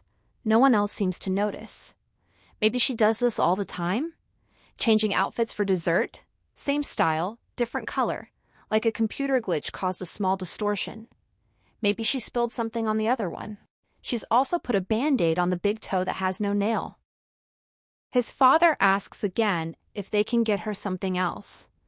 Is she sure she won't have some cake? She says no, she's fine. Dinner was amazing, she's stuffed. His mom says it's too bad she doesn't like cream. It's a little fattening, but tasty. The guest says it does look good. She holds off correcting the misconception about not liking it. That's not the issue. Jake hasn't touched his dessert. He's resting back in his chair, playing with a strand of hair at the back of his head. She feels a jolt, like a pinch, and realizes in shock she's biting her nails. Her index finger is in her mouth. She looks at her hand. The nail on her thumb is almost half chewed off. When did she start this? She can't recall, yet she must have been doing it all through dinner. She pulls her hand back down. Is that why Jake was looking at her? How could she not have realized? She feels a piece of nail stuck between her molars. Gross. His mother asks Jake to take the compost out tonight. His dad's back is still sore, and the bin is full. He says sure. Maybe it's just her, but the whole meal has felt a little weird. The house, his parents, the whole trip isn't what she thought. Not fun or interesting. She didn't expect everything to be so old, outdated, uncomfortable since arrival. His parents are fine, his dad especially, but neither is a great conversationalist. They've talked a lot, mostly about themselves. Long stretches of silence, cutlery scraping, music, ticking clock, fire popping. Because Jake is such a good conversationalist, one of the best she's ever met, she thought his parents would be too. She thought they'd talk about work, politics, philosophy, art. Thought the house would be bigger and in better shape. Thought there would be more live animals. She remembers Jake once saying the two most important things for quality intellectual interaction are: keep simple things, simple, and complex things complex, and don't enter any conversation with a strategy or a solution. She excuses herself to the bathroom, asks if it's just through the door. Her tongue flicks at the piece of nail in her teeth. His dad says that's right. Like everything here, just that way at the end of the long haul. It takes a second or two to find the light switch in the pitch black, her hand running along the wall. When she flicks it on, a resonant buzz sings with the bright white light. Not the normal yellow bathroom light. White in an antiseptic, surgical way that forces her to squint. She's not sure which is more jarring, the light or the buzz. She's much more aware of how dark the house is now that she's in here with this light. Once the door closes, she dislodges the chunk of nail from her teeth and spits it into her hand. Big, huge, disgusting. She drops it in the toilet. She looks at her hands. The nail on her ring finger, like the thumb, has been bitten down significantly. Blood around the edge where skin and nail meet. No mirror in the vanity above the sink. She wouldn't want to see herself anyway. Not today. She feels like she has bags under her eyes. Flushed, irritable, feeling the lack of sleep over the last few days and the wine from dinner. The glasses were big. Jake's dad filled them repeatedly. She's had to pee for half an hour. She sits on the toilet and feels better. She doesn't want to go back out yet. Her head still aches. After dessert, Jake's parents jumped up, cleared the table, and headed to the kitchen, leaving them alone. They sat without talking much. She could hear his parents in the kitchen, not precise words, but tone. They were arguing. Something seemed to boil over from dinner conversation. Heated. She's glad it didn't happen in front of her. Or Jake. She'd asked him in a whisper what was going on in there. He'd said, "In where?" She flushes and stands, still not ready to go back. She surveys the details. A tub and shower, rings on the shower pole but no curtain, a small wastebasket, a sink. Very neat, very clean. White tiles on the walls, same as the white floor. She tries the vanity mirror, or where the mirror should be. It opens. Besides one empty prescription pill bottle, the shelves are bare. She closes the vanity door. The light is so bright. She washes her hands and notices a small, dazed housefly on the edge of the basin. She waves her hand. Nothing. She lightly brushes its wing with her finger. It moves slightly but doesn't attempt to fly. If it can't fly anymore, it's not getting out. Stuck. Does it understand? Of course not. She uses her thumb and crushes it against the side of the bowl. Not sure why. Not something she normally does. She guesses she's helping it.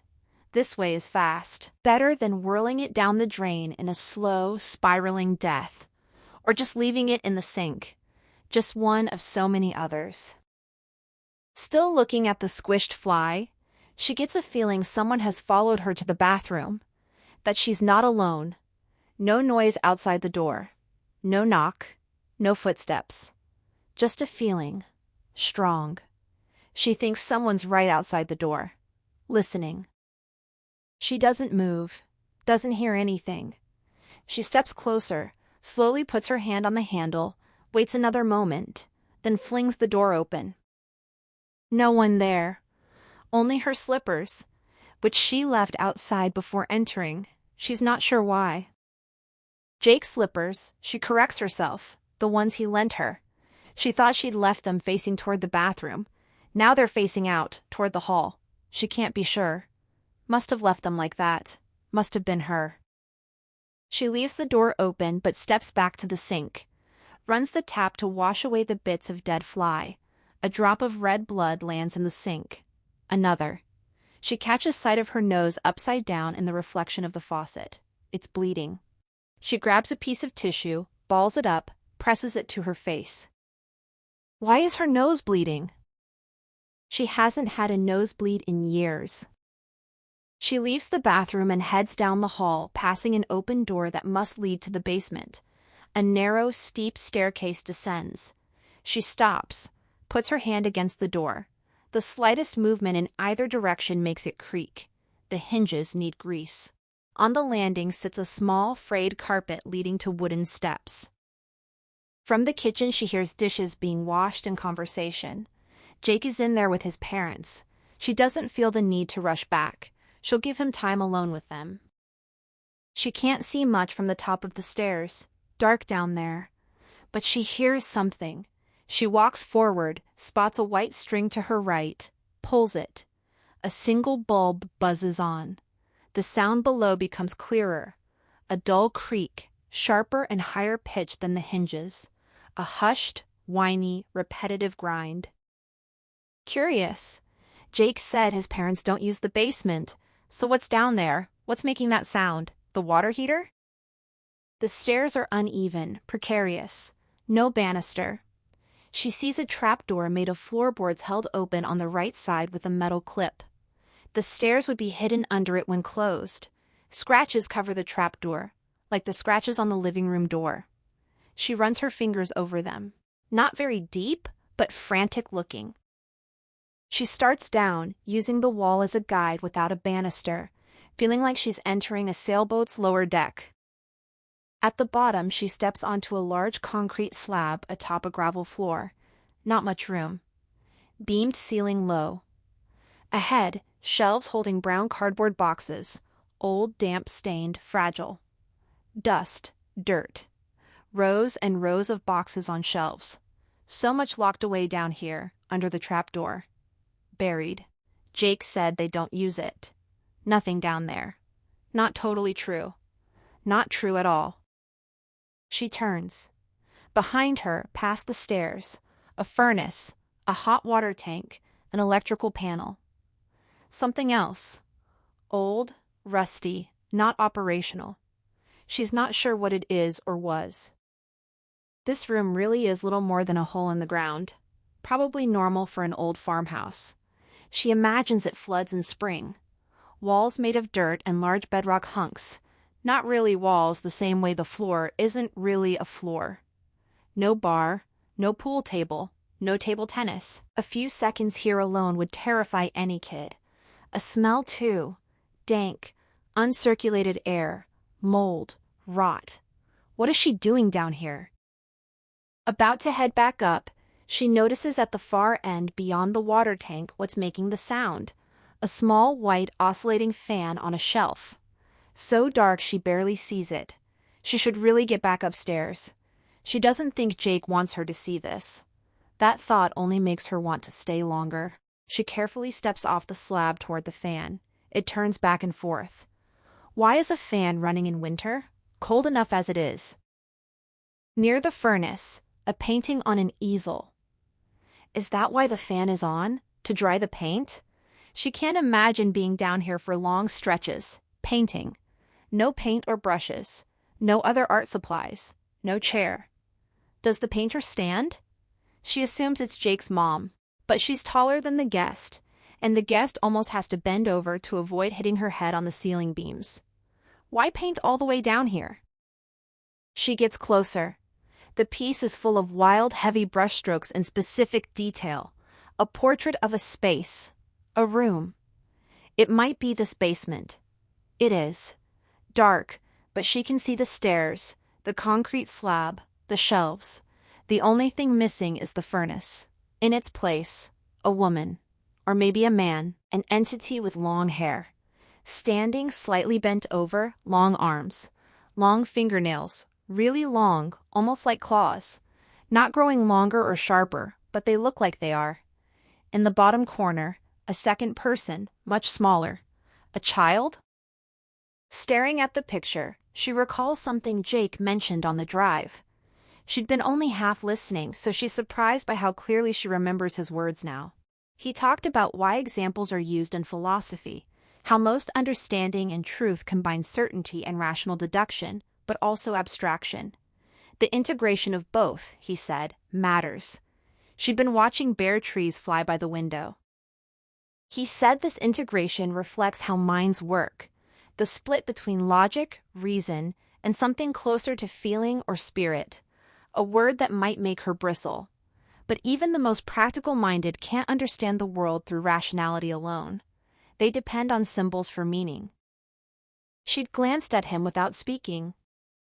He said he wasn't just talking about the Greeks, a pretty common thread, west and east, universal. When she asked what he meant by symbols, he said allegory, elaborate metaphor. People don't just understand significance through experience. They accept, reject, and discern through symbols. as important to understanding life, existence, value, and worth as math and science. He said this as a scientist. It's all part of how people work through things, make decisions. He heard how it sounded, obvious and trite, but it was interesting. She looks at the painting again, the plain face of the person, nondescript, long nails pointing down, wet, almost dripping. The fan creaks back and forth. A small, dirty bookcase beside the painting holds old papers. Pages and pages. Drawings. She picks one up. Thick paper. Another. All of this room. All of the basement. In each drawing, a different person stands where the furnace should be. Some short hair, some long. One has horns. Some have breasts, some penises, some both. All have long nails and a similar knowing, paralyzed expression. In each picture, the child appears too, usually in the corner, sometimes other places. On the ground, looking up at the larger figure. In one, the child is in the woman's stomach. In another, the woman has two heads, and one of them is the child's. She hears footsteps upstairs. Delicate, soft. Jake's mother? Why did she assume the mother does the painting and drawing? More footsteps, heavier. She hears someone talking. Two people. Jake's mom and dad upstairs. Arguing again. Arguing might be too strong, but the conversation isn't cordial. Heated. Something's wrong. They're upset. She needs to get closer to the vent. A rusty paint can sits by the far wall. She moves it directly under the vent, stands on it, balancing against the wall. They're talking in the kitchen. He can't keep doing this, one says. Not sustainable, the other says. He spent all that time to get there, just to quit. Threw it away. Of course I worry. He needs predictability, something steady. He's alone too much. Are they talking about Jake? She rises on her tiptoes, hand higher on the wall. You kept telling him he could do whatever he wanted. What was I supposed to say? You can't get by day after day being like that, shy, introverted. She can't make out the next words. Needs to get out of his own head, move on. He left the lab. That was his decision. He never should have started down that path. The thing is... something she can't hear. Yes, I know he's smart, but it doesn't mean he had to go that route. A job he can keep, hold down. Left the lab? So they are talking about Jake? He's still working there. It's getting harder to decipher.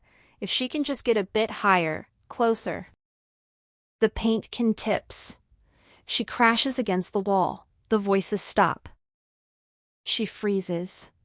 For a second, she thinks she hears someone move behind her. She shouldn't be down here, shouldn't be listening. She turns to look toward the stairs. No one there. Just shelves full of boxes, dim light from upstairs. No more voices. Quiet. She's alone. An awful claustrophobia settles over her. What if someone closed the trapdoor covering the stairs? She'd be stuck down here. Dark. She doesn't know what she'd do. She stands, rubbing her knee banged against the wall, not wanting to think about it further. On her way back up the stairs, she notices a lock and latch on the trapdoor, the one that hides the stairs when closed. The latch screws into the wall beside the stairs, but the lock is on the bottom of the trapdoor. You'd think it would be on the top side so they could lock it from above. The trapdoor can be closed and opened from either side, pushed up from the basement or pulled up from the landing, but it can only be locked from below. Someone asks if they know the official cause of death. Bled out from the puncture wounds, another answers. Awful, the first says. Bled for hours. The second says quite a bit of blood. It must have been terrible to stumble across, the first adds. Yes, the second agrees. Horrible. Something you'd never forget. The dining room is empty when she returns from the basement. The table has been cleared except for her dessert plate. She pokes her head into the kitchen. Dirty plates stacked and rinsed but not washed, the sink filled with grayish water. The faucet drips. She calls for Jake. No answer. Where is everyone? Maybe he's taking table scraps to the compost shed. She spots the stairs to the second floor, soft green carpet on the treads, wood-paneled walls, more photographs, mostly of the same elderly couple, all old photos, none of Jake younger. He said he would show her the upper floor after dinner, so why not go now? She heads straight to the top where a window looks out into darkness. On her left, a door with a small, stylized J hanging from it. Jake's old bedroom. She walks in, sits on his bed, lots of books, 4 full cases. Candles on top of each. The bed is soft, the blanket knitted and homemade. What she'd expect in an old farmhouse. A small bed for such a tall guy. Just a single. She puts her hands out beside her, palms down, bobs up and down like an apple dropped in water. The springs squeak. Old springs. Old house. She stands, passes a heavily used, comfy-looking blue chair, moves to the desk in front of a window. Not much on it. Pens, pencils in a mug, a brown teapot, a few books, a pair of large silver scissors. She slides open the top drawer. Usual desk stuff, paper clips, notepads. Also a brown envelope with "us" printed on the outside. Jake's handwriting, she can't just leave it. She picks it up, opens it. Inside, photos. About 20 or 30, all close-up shots. Body parts, knees, elbows, fingers, lots of toes. Some lips and teeth, gums. A few extreme close-ups of hair and skin, maybe pimples. She can't tell if they're all the same person. She puts them back. She's never seen photos like that. Some sort of art thing? For a show or installation? Jake mentioned he's into photography, took art lessons outside school, saved up for a nice camera. Lots of other photos around the room. Scenes, flowers, trees, people. She doesn't recognize any faces. The only photo of Jake she's seen in the house is the one downstairs by the fire. The one he claimed was him as a kid. But it wasn't. She's sure it wasn't. That means she's never seen a photo of Jake. He's shy, she knows, but still. She picks up a framed photo from a shelf. A blonde girl with a blue bandana headband tied in front. His high school girlfriend, Jake claimed she'd been deeply in love with him, but the relationship had never meant the same to him. The guest brings the photo close to her face, but Jake had said the girl was a brunette and tall. This woman is blonde, like her, and short. Who is she? In the background, she notices a man, not Jake. He's looking at the girl, close and connected. Did Jake take the photo? She jumps as a hand touches her shoulder. Not Jake, his father. She says he startled her. He apologizes, thought she was in here with Jake. She puts the photo back on the shelf. It falls. She bends to pick it up. When she turns back, Jake's dad is grinning, a second Band-Aid on his forehead, above the first. He says he didn't mean to startle her, just wasn't sure if she was all right. She was trembling. She says she's fine. A little cold, she guesses. She was waiting for Jake, hadn't seen his room yet, and just thought, was she really trembling? From the back, he says, it looked like it, just a little. She doesn't know what he's talking about. She wasn't shaking, how could she be? She has been cold since before they sat to eat. He asks if she's sure she's okay. She says yes. But he's right. She looks down and notices her hand trembling slightly. She brings her hands together behind her. He says Jake used to spend lots of time in here. They're slowly converting it into a guest room. Never felt right putting guests in here when it was still so reminiscent of a bookworm high schooler. Jake always liked his books and stories, and writing in his diaries. It was a comfort. He could work through things that way. She says that's nice. She's noticed he still likes to write, spends a lot of time writing. That's how he makes sense of the world, his father says. She feels something as he says this, compassion for Jake, affection. She says it's quiet in here at the back of the house, good for writing. Yes, and great for sleeping too, he says. But Jake was never a good sleeper. They're welcome to stay the night. They hoped she would. No need to rush off. Plenty of food for morning. Does she drink coffee? She thanks him, says she should probably leave the decision to Jake. She does love coffee, but Jake has to work in the morning. Does he? His father looks puzzled. Anyhow, it would be great if she stayed, even just one night. They want her to know they're very grateful she's here, for what she's doing.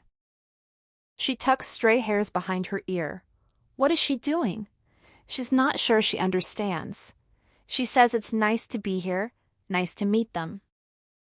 He says it's good for Jake, all of this. She's been good for him. It's been so long since he just thinks this is good for him finally. They're hopeful. She says Jake always talks about the farm. He was excited for her to see it, his father says. They've been looking forward to having her here for so long. We're starting to think he'd never bring her home, after all this time. She says yeah, she knows. After all, what time? Jake's dad checks behind him, takes a step closer, close enough that she could reach out and touch him. He says his wife isn't crazy. She should know that. He's sorry about tonight. She says what? His wife, he means. He knows how it must seem, knows what she's thinking. He's sorry. She thinks his wife is going mad or mentally ill. She's not. It's just a hearing thing. She's been under some stress. She says she didn't really think that. In truth, she's not sure what she thinks. Her mind is still very sharp, he says. He knows she mentioned voices, but it's not as dramatic as it sounds. Small whispers and mumbles. She's having discussions with them, with the whispers. Sometimes it's just breathing, innocuous. She says that still must be hard. They're considering cochlear implants if her hearing worsens. She says she can't imagine what that must be like. And all that smiling, he says. He knows it looks odd, but it's just a reaction she has. In the past it would have upset him, but he's used to it now. Poor thing. Her face starts to hurt from so much smiling. But you get used to these things. She says she didn't notice, or not so much. He says she's been very good for him. He turns toward the door. They're a good match. Not that she needs him to tell her. Certain things like math and music go together well, don't they? She smiles, nods, smiles again, doesn't know what else to do. She says it's been great getting to know Jake, and now meeting him and his mom. He says they all like her, especially Jakey. It makes sense. He needs her. She keeps smiling. Can't seem to stop. She's ready to go. Wants to get out of here. Coat on. Jake's already outside warming up the car. She's waiting for his mom. Has to say goodbye, but she's gone back to the kitchen to put leftovers together. The guest doesn't want it, but can't say no. Standing alone, fiddling with her zipper. Up and down. She could have warmed up the car. He could have waited here. His mom emerges. She put a little of everything together, some cake too. She hands over a single plate of food covered in foil, tells her to try to keep it straight or she'll have a mess. She thanks her again for the lovely evening. His mom says it was lovely, wasn't it? Asks if she's sure she can't stay overnight. They'd love for her to stay. They have room. She's almost pleading. Close enough now that the guest can see more lines and wrinkles on her face. She looks older, tired, drawn, not how she'd want to remember her. She says they wanted to stay, but she thinks Jake needs to get back. They stand for a moment. Then his mom leans in to hug her. They remain like this, squeezing like she doesn't want to let go. The guest finds herself doing the same. For the first time tonight, she smells her perfume. Lilies, a scent she recognizes. His mom says, "Wait." She almost forgot. "Don't go just yet." She releases her, turns, heads back to the kitchen. Where's Jake's dad? The guest can smell the food on the plate. Unappetizing. She hopes it won't smell up the car. Maybe they can put it in the trunk. Jake's mom returns. She decided tonight that she wants her to have this. She hands over a piece of paper, folded a few times, small enough to fit in a pocket. The guest thanks her. She's forgotten how long exactly, his mom says, but it's been in the works for quite some time. The guest starts to unfold it. His mom raises her hand. No, don't open it here. She's not ready yet.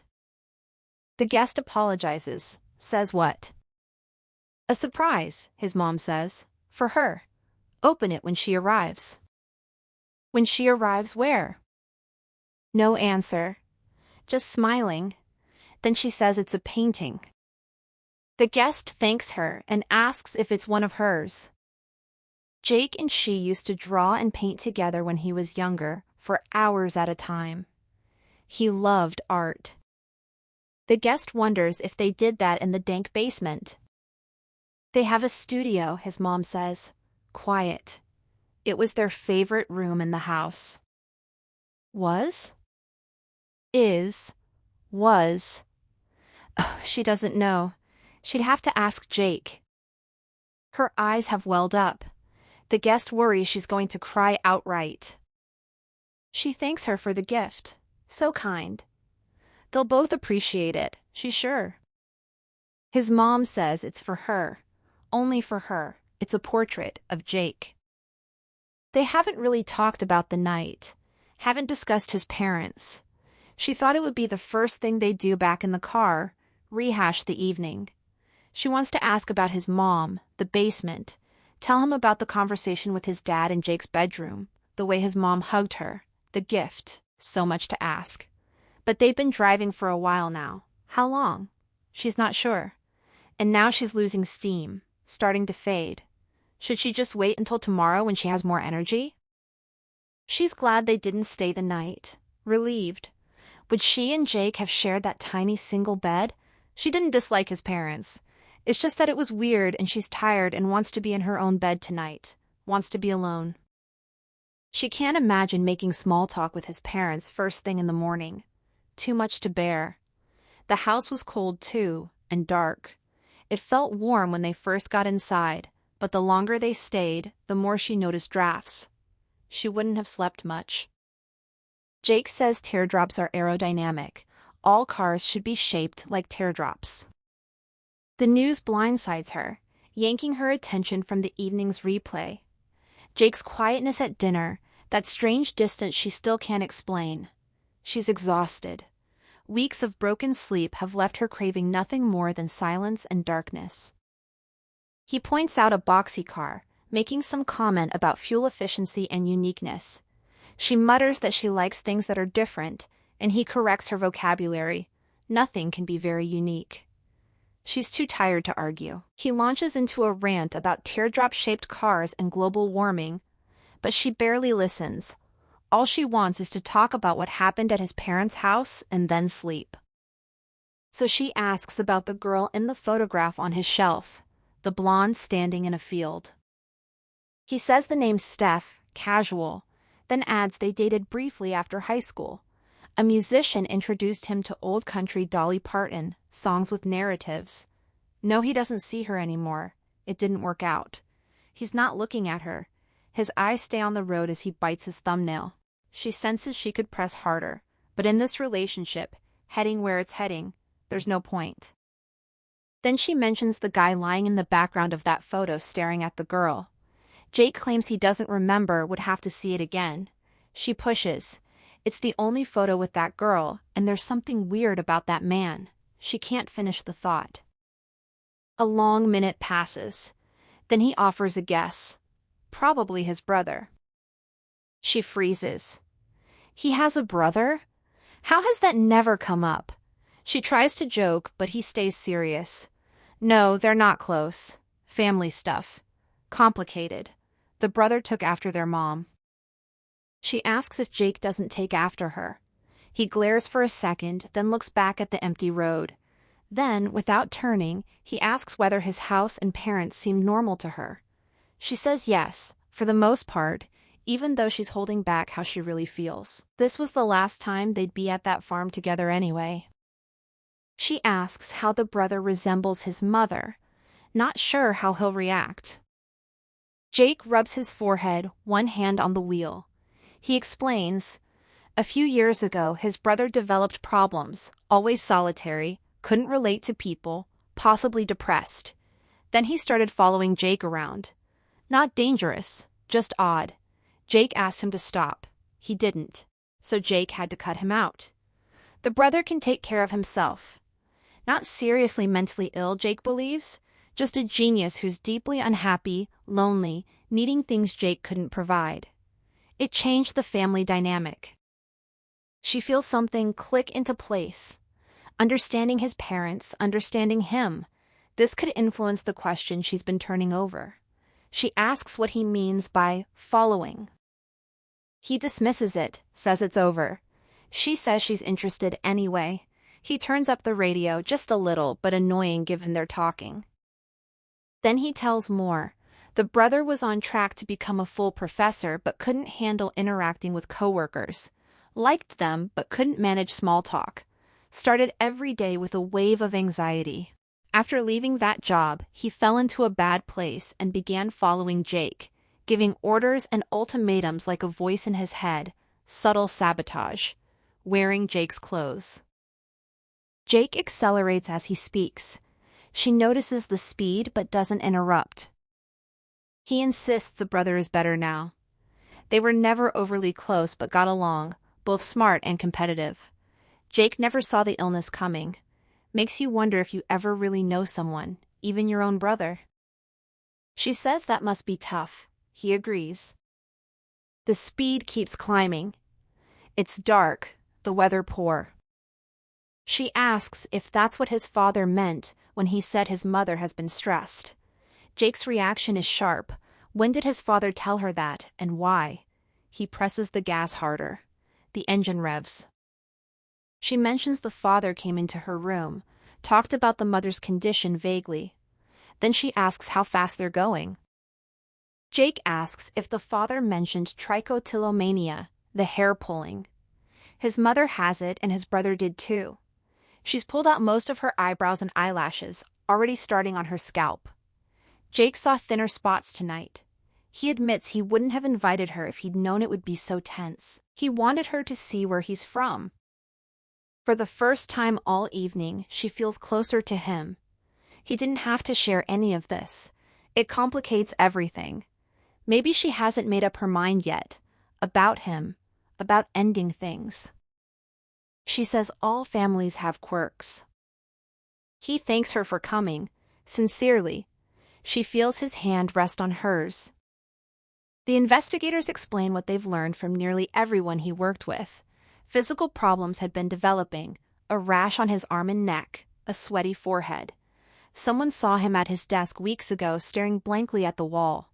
In context, it all seemed private, his own health issue. No one wanted to meddle.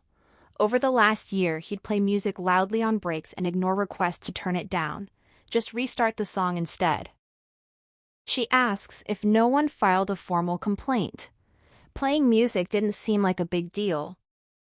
They mention notebooks. He wrote a lot. No one ever asked what was in them.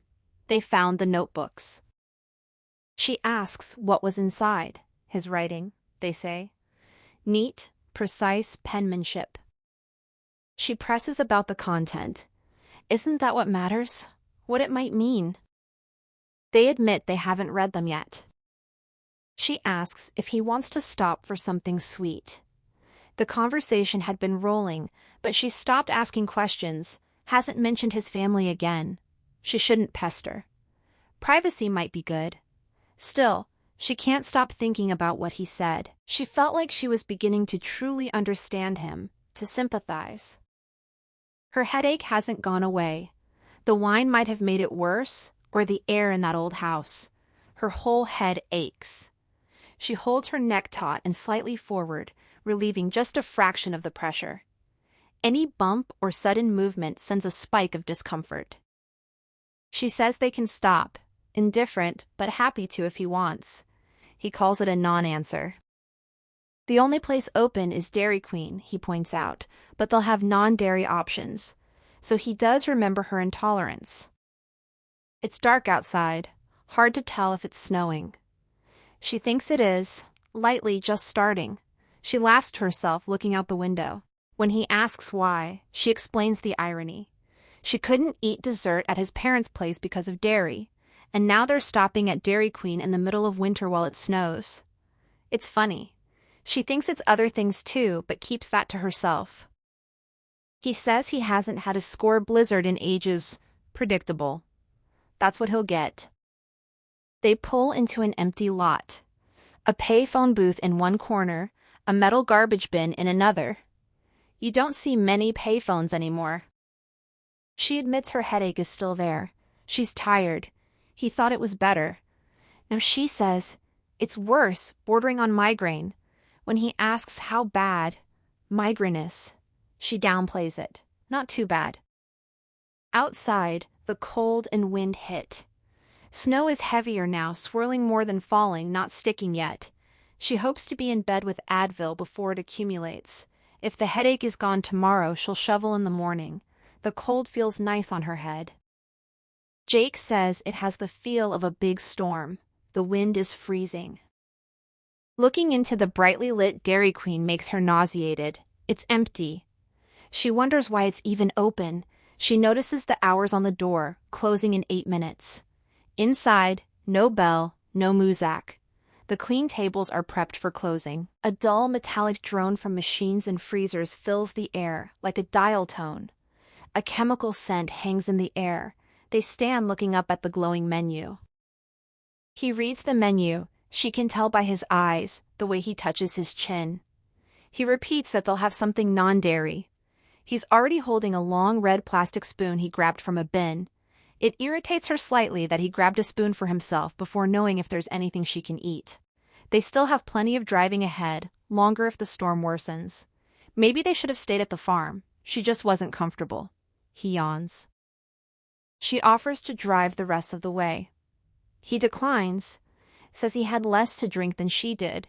She points out they had the exact same. He argues it affects her more subjectivity. He yawns again, covering his mouth. Then he spots dairy-free lemonade flavors on the menu. She'll like that. She agrees flatly and orders one. 2 employees emerge from the back, young teenagers who look displeased to be disturbed. Same dyed hair, tight black pants, brown boots, identical except for their body types. Both clearly want to be anywhere else. Jake orders a small lemonade and then changes it to 2 lemonades, asking how big their medium is. One girl holds up a largish paper cup and says, medium, flatly. The other giggles. He orders 1 small, 1 medium. She specifies strawberry lemonade for the small and asks if there's dairy in it. The first girl asks the second if there's ice cream in the lemonade. The second is still giggling, can barely answer. Now both are laughing, exchanging glances.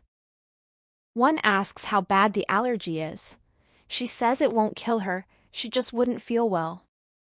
Something about the interaction feels strange. The girls react as if recognizing them, like serving a friend's parent or an unexpected teacher. She glances at Jake. He seems oblivious. The first girl looks at him, whispers something to the second, and they both laugh again. A third girl emerges from the back, says nothing, and starts making the lemonade. The others don't acknowledge her. She apologizes for the smell, varnishing in the back. Varnishing? In a Dairy Queen? She brushes it off. Then a sudden, unmistakable feeling. She knows this girl, no idea from where or when. The face, the hair, the build. She knows her. The girl doesn't speak again, just preps the cups, pushes buttons, turns knobs. She stands in front of the machine like she's waiting in line. As the machine works, she holds her hand under an empty cup, waiting for the fluid. This has never happened. recognizing a perfect stranger. She can't say anything to Jake. It would sound too weird. It is weird. The girl is skinny, frail. Something's not right. She feels bad for her. Long dark hair falls over her back and much of her face. Small hands. No jewelry. She appears fragile and anxious. She has a rash. Bad. Raised bumps starting an inch above her wrist, getting worse and redder up to her elbow. It looks sore, itchy, dry, flaky. The girl must be scratching it. When she looks up, the girl is staring at her. She blushes, diverts her eyes to the floor. Jake isn't paying attention. She senses the girl is still looking. One of the others snickers. The skinny one lids the cup and sets it on the counter. Her fingers start scratching the rash, picking at the bumps, almost trying to dig them out. A tremble in her hand. The machine whirls on. None of these girls wants to be here. This antiseptic Dairy Queen with its fluorescent lighting, metal appliances, red spoons, plastic-wrapped straws, cup dispensers, and constant buzz overhead. It would be even harder if 2 coworkers were picking on you. Is that why the skinny girl seems distraught? It's not just this Dairy Queen, it's this place. This town, if it is a town. It feels lost, detached, hidden. She'd go moldy out here if she couldn't leave. Inside the silver machine, ice is crushed and blended with concentrated lemon juice and lots of liquid sugar. No dairy, but definitely sweet. The icy lemonade flows into the second cup. The girl covers it and carries both over. Up close, she looks even worse. It's her eyes. She thanks her, reaching for the lemonade. She doesn't expect an answer, so when the girl mumbles, worried, saying she shouldn't be saying this, she knows what happens. She's scared. It's bad. She's taken aback. She asks if she's okay. The girl says she doesn't have to go. Her pulse skips. Jake is getting straws and napkins. They won't need spoons. One of the other girls laughs louder. The skinny one still looks down, hair covering her face. She asks what she's scared of. The girl says it's not what, it's who. Who she's scared for. She asks who. The girl picks up the cups. For you, she says, handing them over before disappearing into the kitchen. Back in the car, Jake is oblivious as usual. He doesn't mention the girls. He can be so unaware, self-obsessed. She asks if he saw that girl, the one who made the lemonades. He doesn't know which one. There were several. She clarifies, skinny, long hair. He says he doesn't know. Weren't they all skinny? She wants to say more about the rash, the sad eyes, what the girl said. She hopes that girl has someone to talk to. She wants to understand why she's afraid. It doesn't make sense. Afraid for her. He asks if her drink is too sweet. She says it's okay. Not too sweet, sour too, fake sour, but it evens out the sweet. He comments that this is why he doesn't get iced drinks, always cloyingly sweet. He should have gotten a blizzard. She remarks that it must be nice to be able to have ice cream whenever you want. He says she knows what he means. His drink is melting in the cup holder, half drunk. He forgot how hard these are to finish, only needed a small. There's nothing medium about the medium. She leans forward and turns up the heat. He asks if she's cold. A little, probably from the lemonade.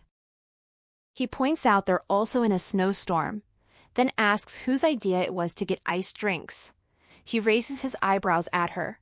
He doesn't know what he was thinking. He gets sick of these after 4 sips. She raises both hands, not saying a word. They both laugh. This will probably be the last time she's in a car with Jake. It seems a shame when he's like this, joking, almost happy. Maybe she shouldn't end things. Maybe she should stop thinking about it and just enjoy him, enjoy them, enjoy getting to know someone. Why is she putting so much pressure on them? Maybe she will eventually fall in love and lose her fears. Maybe it will get better with time and effort. But if you can't tell the other person what you're thinking, what does that mean? She thinks that's a bad sign. What if he was thinking the same things about her right now? What if he was the one considering ending things but still having fun, not entirely sick of her yet, just keeping her around to see what happens? If that was going on in his head, she'd be upset. She should end it. She has to. The "it's not you, it's me" cliché makes her laugh, but it's true in this case. Jake is just Jake, a good person, smart and handsome in his way. If he were an asshole, or stupid, or mean, or ugly, then ending things would kind of be his fault. But he's not any of those things. She just doesn't think they're a match. An ingredient is missing, and if she's being honest, it always has been. That's probably what she'll say. It's not you, it's me. Her issue. She's the one with the problem. She's putting him in an unfair position. He's a good person. She needs to work through some things. He needs to move on. They tried, and you never know what'll happen in the future. Jake notes that she looks done. She realizes she's put her lemonade in the cup holder. It's melting. She is done. Done. She says she's cold. Interesting to watch things melt and feel cold. He calls it a wasted stop and apologizes. She says at least she can say she's been to a Dairy Queen in the middle of nowhere in a snowstorm, something she'll never do again. He suggests getting rid of the cups before they melt and make the cup holders sticky. He thinks he knows where they can go, a high school up ahead, down a road on the left. She asks if it's far. The snow won't get better. She'd really like to get home. He says not too far. He just doesn't want to throw the cups out the window. It'll give her a chance to see more of this area. She's not sure if he's joking. She looks out at blowing snow and darkness. He says she knows what he means. Several minutes later, they reach the left turn. Jake takes it. If she thought the original road was a back road, this one redefines the concept.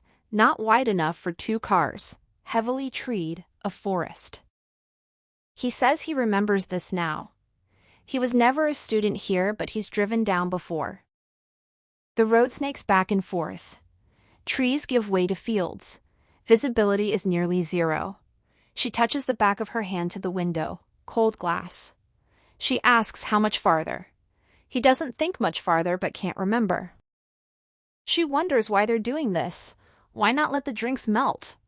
She'd rather get home and clean up herself than spend however long driving deeper into these fields. Nothing makes sense. She wants this to end. She tries to be positive. Bets it's nice during the day. Peaceful. He agrees. Definitely remote. She asks about the road. Messy, slick, he's going slow, hasn't been plowed yet. He apologizes, thought it was closer. She's starting to feel anxious. A bit. It's been a long night. The drive there, the walk around the farm, meeting his parents, his mom, what his dad said, his brother. Thinking about ending things this entire time. Everything. And now this detour. He spots it. A large building a few hundred yards ahead on the right. He knew it. Finally. After this, maybe they can get home. He was right. She's glad to see this school. It's massive, must have 2,000 students. One of those big old rural high schools, and down such a long, narrow road. He asks if she thought it would look like this. She wasn't sure what she was expecting. Not this. She asks what a school is doing out here in the middle of nowhere. He says they'll be somewhere to get rid of the cups. He slows as they pull up and drive by. She spots a bike rack with a single-gear bike locked up and a green garbage bin in front of a bank of windows. He says precisely, then says he'll be right back. He grabs both cups in one hand, knees open his door, gets out, and swings it shut with a loud thud. He leaves the car running.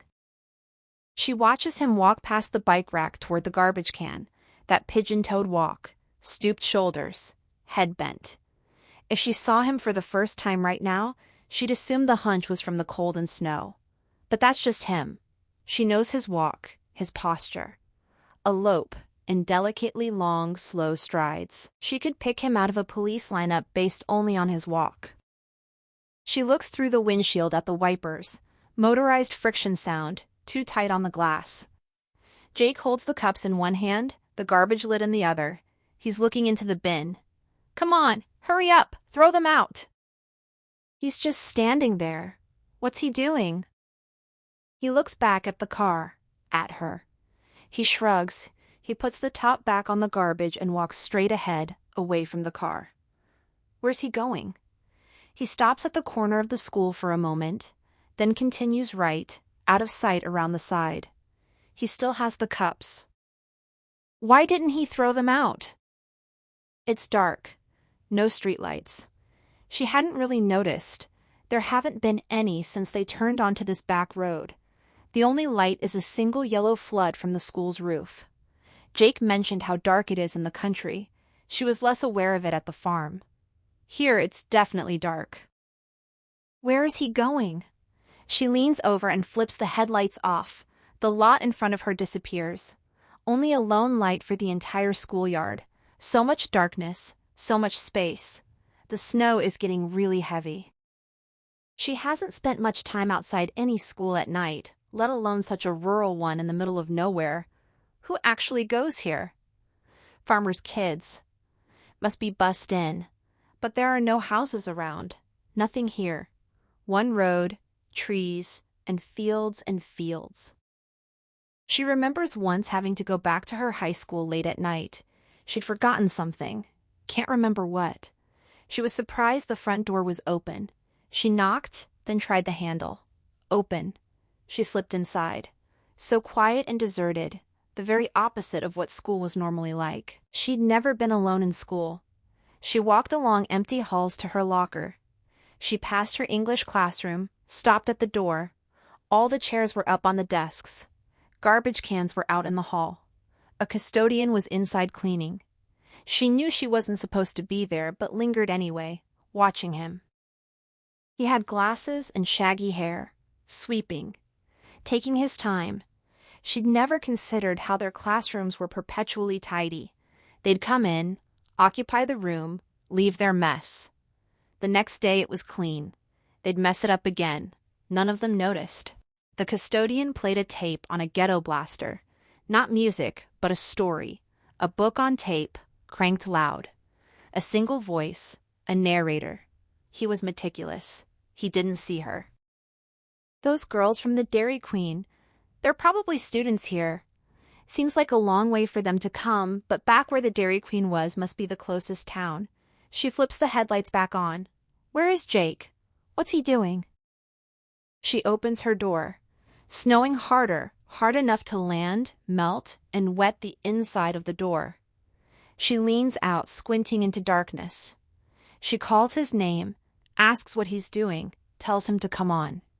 No answer. She holds the door open for several seconds, face in the wind, listening. She calls again. Nothing. She closes the door. She has no idea where she is. She couldn't point out her location on a map. This place probably isn't on a map, and Jake has left her, alone, in this car. She hasn't seen a single vehicle pass. Not that she's been paying attention. But clearly no cars come down this road at night. She can't remember the last time she sat in a car in an unknown place. She leans over to honk the horn. Once, twice. A third, long, aggressive honk. She should have been in bed hours ago. Nowhere. This is nowhere. Not a city or town. Fields, trees, snow, wind, sky. But it isn't anything. What would those girls at the Dairy Queen think if they saw them here? The one with the rash on her arm, the raised bumps. She would wonder why they'd stopped at this time of night, why they were at her high school. She felt for that girl. She would have liked to talk to her more. Why did she say that? Why was she scared? Maybe she could have helped her. Maybe she should have done something. She imagines school isn't a nice place for that girl. Probably lonely. She bets she doesn't like being here. Smart and capable, but for various reasons prefers leaving school to arriving. School should be a place she likes, where she feels welcome. She bets it's not, just her feeling. Maybe she's reading into things. She opens the glove box. Full, not with maps and documents. Balled up Kleenex. Are they used? Or just balled up? Lots of them. One has something red on it. Spots of blood? She moves the Kleenex around. A pencil. A notepad. Under the notepad, some photographs. A couple of discarded candy wrappers. What are you doing? He's leaning into the car, about to sit. Red-faced, snow on his shoulders and head. She gasps, says he scared her. She shuts the glove box. She asks what he was doing out there for so long, where he went. He says he was getting rid of the cups. She tells him to get in quick. Let's go. He closes his door, then reaches across her and opens the glove box. He looks in, then shuts it again. The snow on him is melting. His bangs are messy and stuck to his forehead. His glasses fog up from the warmth. He is pretty handsome, especially with red cheeks. She asks why he didn't just throw the cups out in that garbage can. He was right there. She saw him. He says it wasn't a garbage can. Then he asks what she was looking for in the glove box. She says it was nothing. She wasn't looking for anything, just waiting for him. Then she asks again what he meant about the garbage can. He explains it was filled with road salt. He figured there was probably a dumpster around back. He removes his glasses, needing several tries to find a clean section of shirt under his coat to dry and defog the lenses. She's seen him do this before. He found the dumpster but went a little farther. There's a huge field back there seeming to go on forever. He couldn't see anything beyond it. She says she doesn't like this place. She had no idea what he was doing. He must be freezing. And why is there such a big school in the middle of nowhere with no houses around? You need houses and people and kids to have a school. He says the school is old, been there forever, which is why it's in rough shape. Every farm kid within 40 miles goes here. She counters, or did. They don't know if it's still open. Maybe it's closed and hasn't been torn down yet. He just said it's in crap condition. It feels empty. Void. He suggests it might just be closed for the holidays. Have schools started up again? She admits she doesn't know. It's just the feeling she gets. He points out that if the school wasn't operational, they wouldn't have road salt in the bin. That's true. She can't explain it. He comments on the humidity in the car, using the bottom of his shirt to dry his face while holding his glasses. Then he reveals there was a truck back there, so her theory that the school is derelict and void of life is, sadly, bunk. She notices his word choice, sadly and bunk. He's the only guy she knows who talks like that. She asks where exactly. Behind the school, near the dumpster, a black truck, a rusty old black pickup. She suggests it might be abandoned. If it's a beater behind an old shitty school in the middle of nowhere, this would be an ideal place to trash it. Maybe the best place. Jake looks at her thinking. She recognizes this expression. Seeing these mannerisms she knows and likes, endearing, comforting. It makes her glad he's here. He puts his glasses back on. He notes the exhaust was dripping. She asks what that means. Condensation from the exhaust pipe means the engine was running recently. It hasn't just been sitting there. He thinks there were tracks in the snow too, but definitely exhaust drips. She's not sure what to say, losing interest fast. She asks what a truck means anyway. It means someone's in there, he says. A worker, maybe. Someone's in the school, that's all. She waits before speaking. He's tense. She can tell. She starts to offer alternatives, could be anything, but he snaps that no, that's what it is. Someone is in there. Someone who wouldn't be here if he didn't have to be. If he could be somewhere else, anywhere else, that's where he'd be. She says, okay, maybe there was a carpool and a vehicle was left behind, or something. He insists the person is in there alone, working. A janitor. Cleaning up after all those kids. That's what he does all night while everyone sleeps. Clogged toilets, garbage bags, wasted food. Teenage boys piss on a bathroom floor for fun. She should think about it. She looks away from Jake, out at the school. It must be hard to keep this big building clean. After a full day of students, it would be in shambles, especially the bathrooms and cafeteria, and then one person has to clean the whole thing in just a few hours. She says anyway, who cares? Let's just go. They're already late. He has to work tomorrow. And her head, it's starting to throb again. For the first time since leaving Dairy Queen, Jake removes the key from the ignition and pockets it. She forgot they were still idling. Sometimes you don't notice sound until it's gone. He asks what the sudden rush is. It's not even midnight. She just says what? It's not that late, he says. And with the snow, they're already out here. It's kind of nice and private. Let's just wait for a bit. She doesn't want to argue.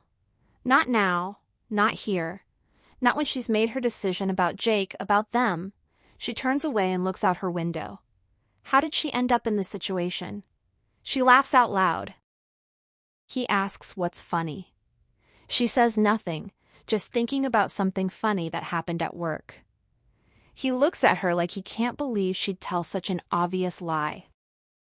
Then he asks, now, after all this time, what she thought of the farm and his parents. She hesitates, then says it was fun to see where he grew up. She told him that.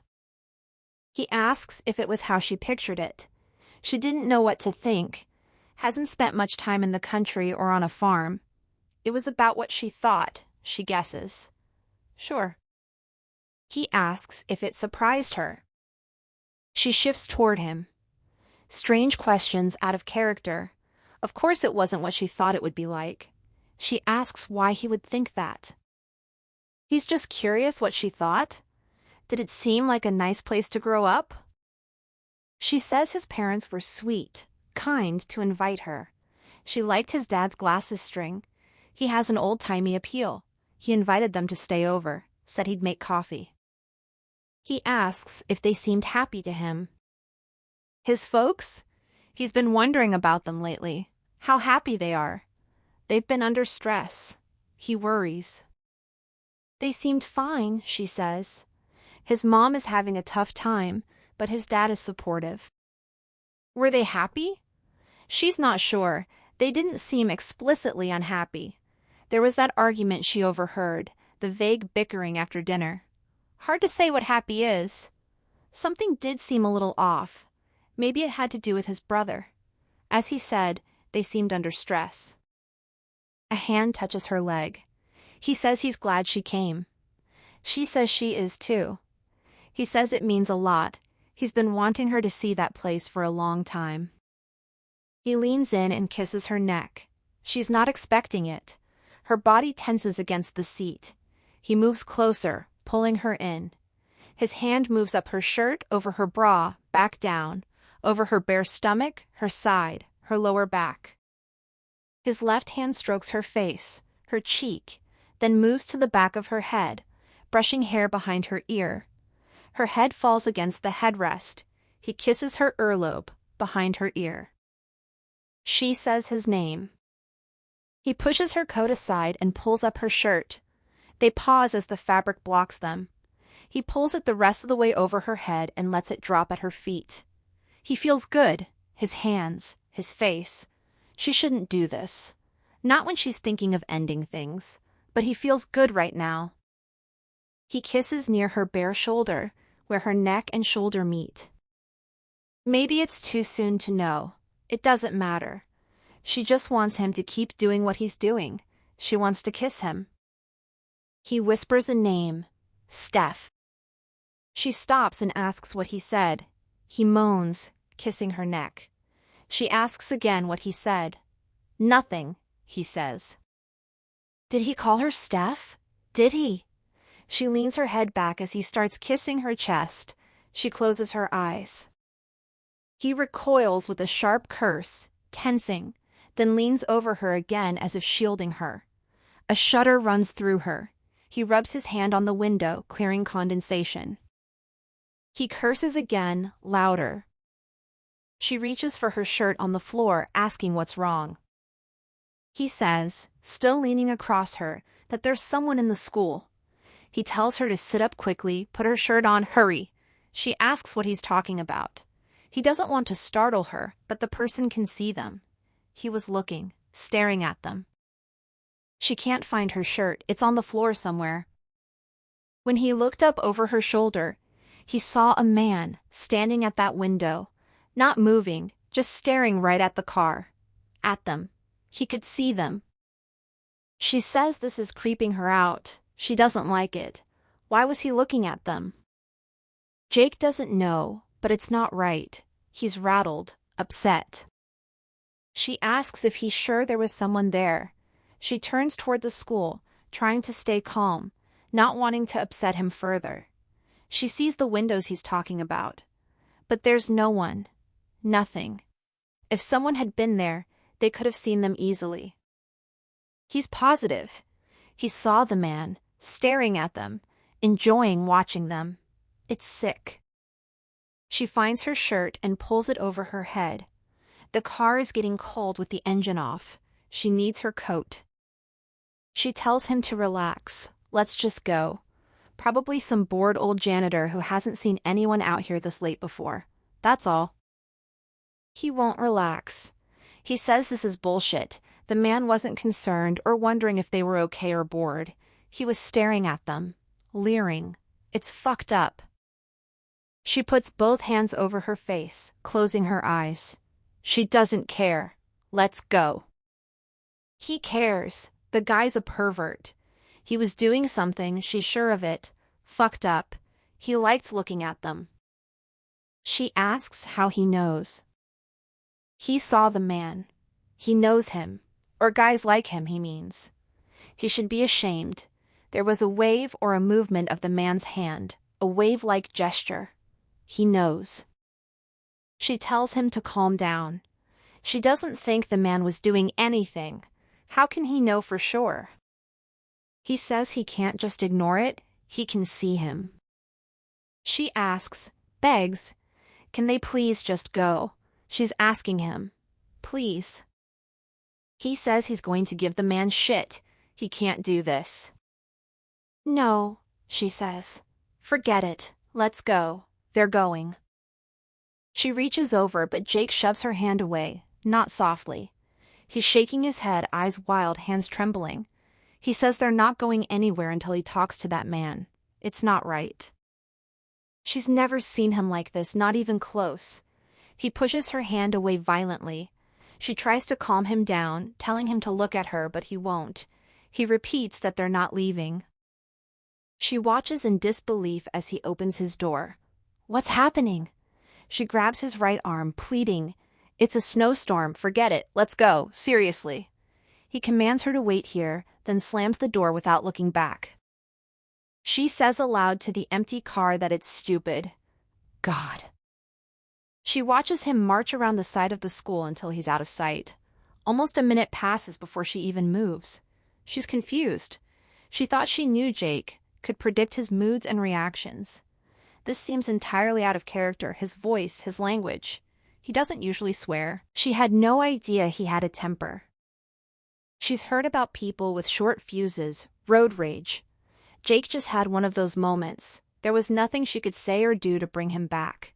He left on his own and wasn't going to listen.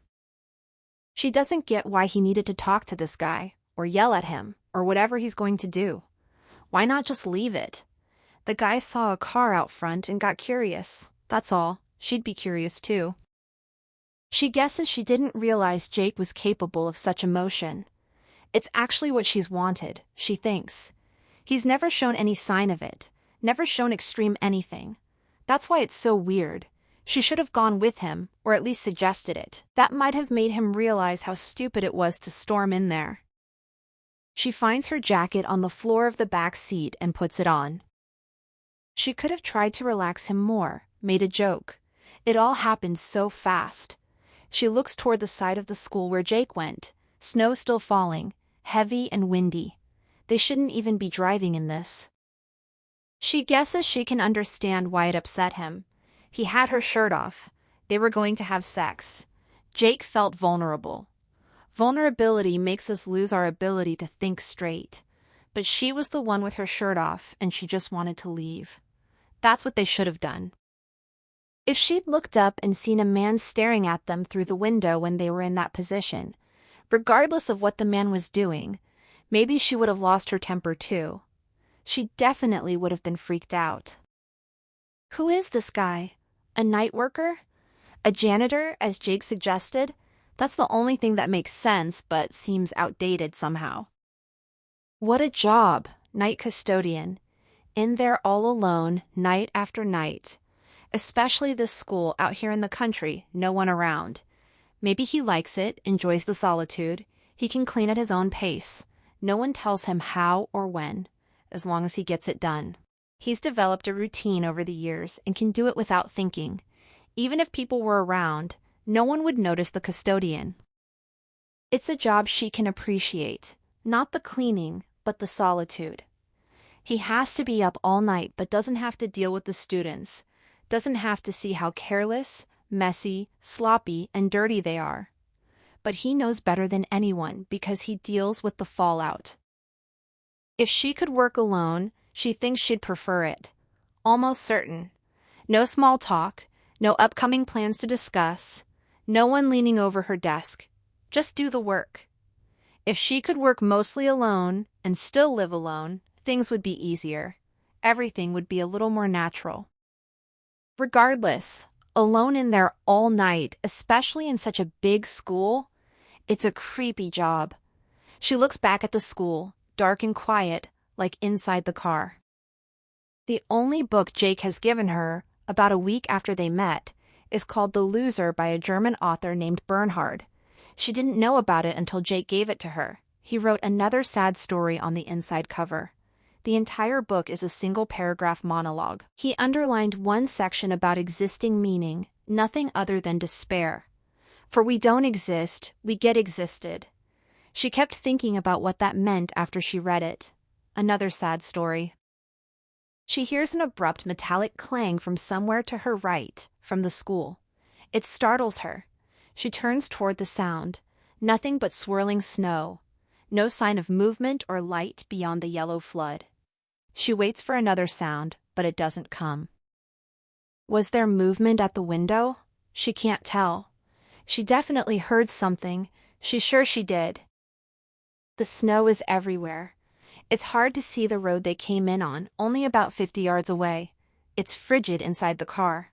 She puts her hand up in front of the vent. Jake turned the car off, took the keys with him. He did it without thinking. Another loud clang. And another. Her heart skips ahead, beating faster, heavier. She turns and looks out her window again. She doesn't want to look anymore. She doesn't like this. She wants to go. She really wants to go now. She wants this to end. Where is Jake? What's he doing? How long has he been gone? Where are they? She is someone who spends a lot of time alone. She cherishes her solitude. Jake thinks she spends too much time alone. He might be right, but she doesn't want to be alone now. Not here. Like they were talking about on the drive, context is everything. A fourth bang. The loudest yet. Definitely coming from inside the school. This is stupid. Jake has to work in the morning, not her. She can sleep in. Why did she agree to this? She shouldn't have come with him. She should have ended things long ago. How did she end up here? She shouldn't have agreed to visit his parents, the house he grew up in. That wasn't fair. But she was curious. She should be home, reading or sleeping. It wasn't the right time. She should be in bed. She knew Jake and she weren't going to last. She knew from the beginning. Now she's sitting in the stupid, freezing car. She opens her door. More cold rushes in. She calls his name. No answer. How long has it been? 10 minutes? Longer? Shouldn't he be back by now? It happened so fast. He was obsessed with confronting that man. Does that mean talking, or yelling, or fighting? What's the point? It's almost like Jake is upset about something else. Something she's not aware of. Maybe she should go in and look for him. She can't wait here forever. He told her to stay here. It was the last thing he said. She doesn't care if he's mad. He shouldn't have left her out here all alone. in the dark, in the cold, thinking of ending things. It's crazy. They're in the middle of fucking nowhere. This is unfair and shitty. How long is she supposed to sit here? But what else can she do? She doesn't have many options. She has to stay. There's nowhere to walk to from here, too cold and dark anyway. No way to call anyone because her phone is dead. She has to wait. But she doesn't want to just sit here in the cold. It'll just keep getting colder. She has to find him. She turns around and runs her hand along the floor behind the driver's seat, searching for Jake's wool hat. She saw him put it there when they first got in. She feels it. It'll be a bit big for her, but she'll need it. She puts it on. It fits better than expected. She opens the door, swings her legs out, and stands up. She shuts the door without slamming. She moves slowly toward the school, shivering. All she can hear are her feet on the pavement crunching snow. A dark night. It must always be dark out here. Her breath is visible but evaporates around her. Snow falls at an angle with the wind. For a moment she looks up at the sky, all the stars. Unusual that she can see so many stars. She would have assumed the storm would bring clouds, but stars, everywhere. She reaches the school window and peers in, visoring her eyes with her hands. Blinds from floor to ceiling. She can't see anyone through the cracks. It looks like a library or office. Bookshelves. She knocks on the cold glass. She looks back at the car, about 30 feet away. She knocks again, harder. She sees the green garbage can, walks over, and removes the lid. Jake was right. Half full of beige salt. She replaces the lid, but it doesn't fit, dented and warped. She can't go sit in that car again. She has to go look for Jake. She walks toward the side of the school where he went. She can still make out his steps, barely. She was expecting a play structure, but this is a high school. They wouldn't have one. She turns the corner, following Jake's path. She begged him to stay in the car. They don't have to be here. She sees 2 green dumpsters ahead, and beyond them, more darkness, fields. Those must be where he got rid of the cups. Where is he? She calls his name, walking toward the dumpsters. Uneasy, skittish. She doesn't love it here, doesn't like being alone here. She calls again. She can't hear anything but the wind. On her left is a basketball court, no mesh or chain on the bent rims. She sees soccer goalposts ahead in the field, no netting. Rusty posts at either end. Why did they stop here? Did she really need confirmation to end things? She's going to be single for a long time, probably forever, and she's fine with that. Happy on her own, lonely, but content. Being alone isn't the worst thing. It's okay to be lonely. She can deal with loneliness. She can't have everything. She sees a door ahead, just beyond the dumpsters. Jake must be inside the school. The wind is worse behind the school, like a wind tunnel. She holds the top of her jacket together, walking steadily, head down toward the windows by the door. They weren't going to last. She knew it. He was excited about this trip under the perception of their advancing relationship. He wouldn't have wanted her at his parents' place had he known everything she was thinking. It's so rare for others to know everything we're thinking, even those we're closest to. Maybe it's impossible. Maybe even in the longest, closest, most successful marriages, one partner doesn't always know what the other is thinking. We're never inside someone else's head. We can never really know someone else's thoughts, and it's thoughts that count. Thought is reality. Actions can be faked. She reaches the windows and looks in. A long hall. She can't see all the way to the end. Dark. She knocks on the glass. She wants to yell but knows it won't do anything. Something moves at the far end of the hall. Is it Jake? She doesn't think so. Jake was right. Someone's in there. She ducks down, away from the window. Her heart almost explodes. She peers back in. She can't hear anything. There is someone, a man. A very tall figure. Something dangling from his arm.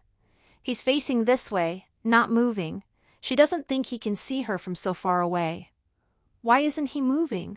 What's he doing? Just standing there. motionless. It's a broom or mop he's holding. She wants to stare but is suddenly too scared. She pulls her head back to the brick wall. She doesn't want him to see her. She closes her eyes and covers her mouth with her hand. She shouldn't be here. She shouldn't. She breathes through her nostrils, sucking air in and pushing it out forcefully, anxiously. She feels underwater, weighed down, helpless. Her pulse jumps. Maybe he can help her. Maybe she should ask him where Jake is. She waits for 20 seconds, then very slowly leans her head forward to get another look.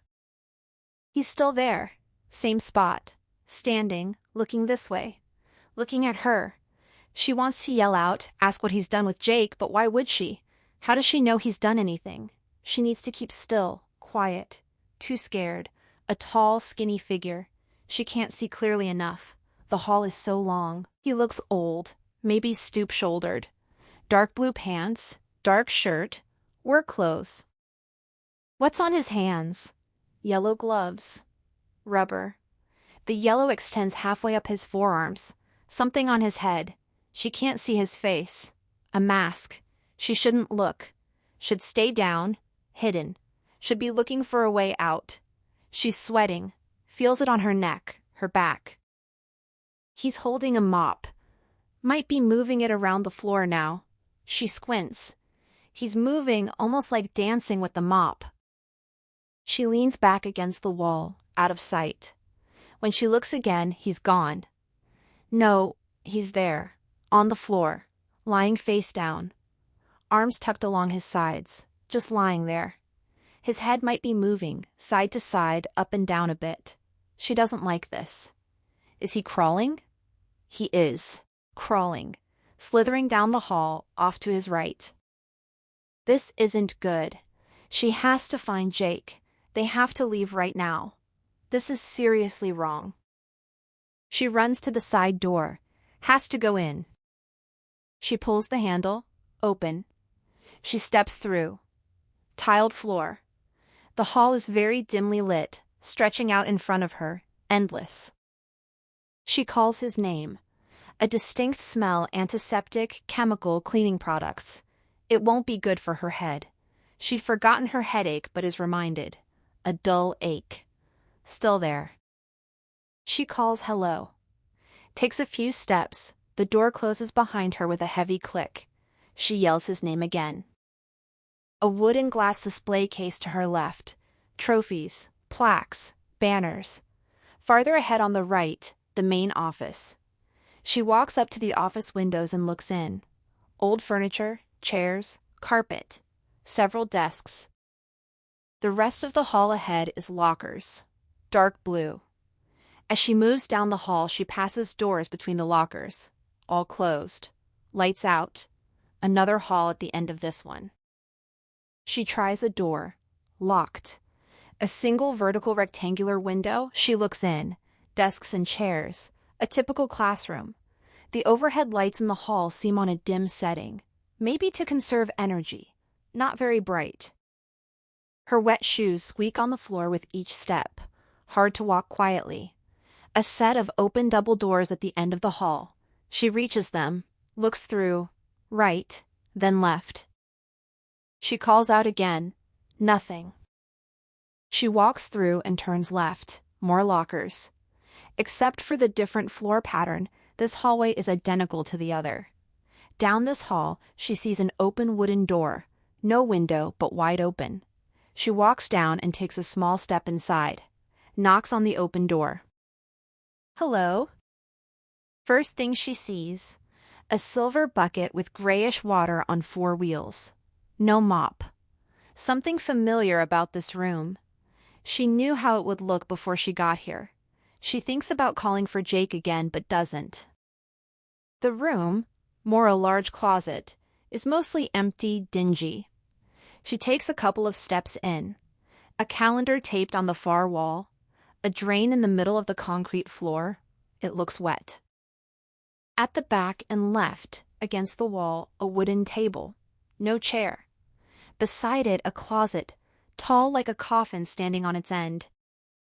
She walks carefully, stepping over the drain, to the back. Pictures on the wall. Photos. A dirty coffee cup on the table. One set of silverware. A plate. A white microwave. She leans in to look at the pictures. A man and woman. A couple, or maybe brother and sister. They look alike. The man is old, tall, much taller than the woman. She has straight gray hair. Both have long faces. Neither smiling. Neither looks happy or sad. Stiff, expressionless. An odd photo to display on a wall. Someone's parents? A few other photos are of a man who doesn't seem aware his picture is being taken. Or if he is, he's reluctant.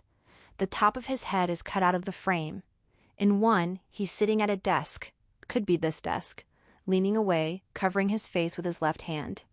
The quality isn't good. All the pictures are blotchy, faded.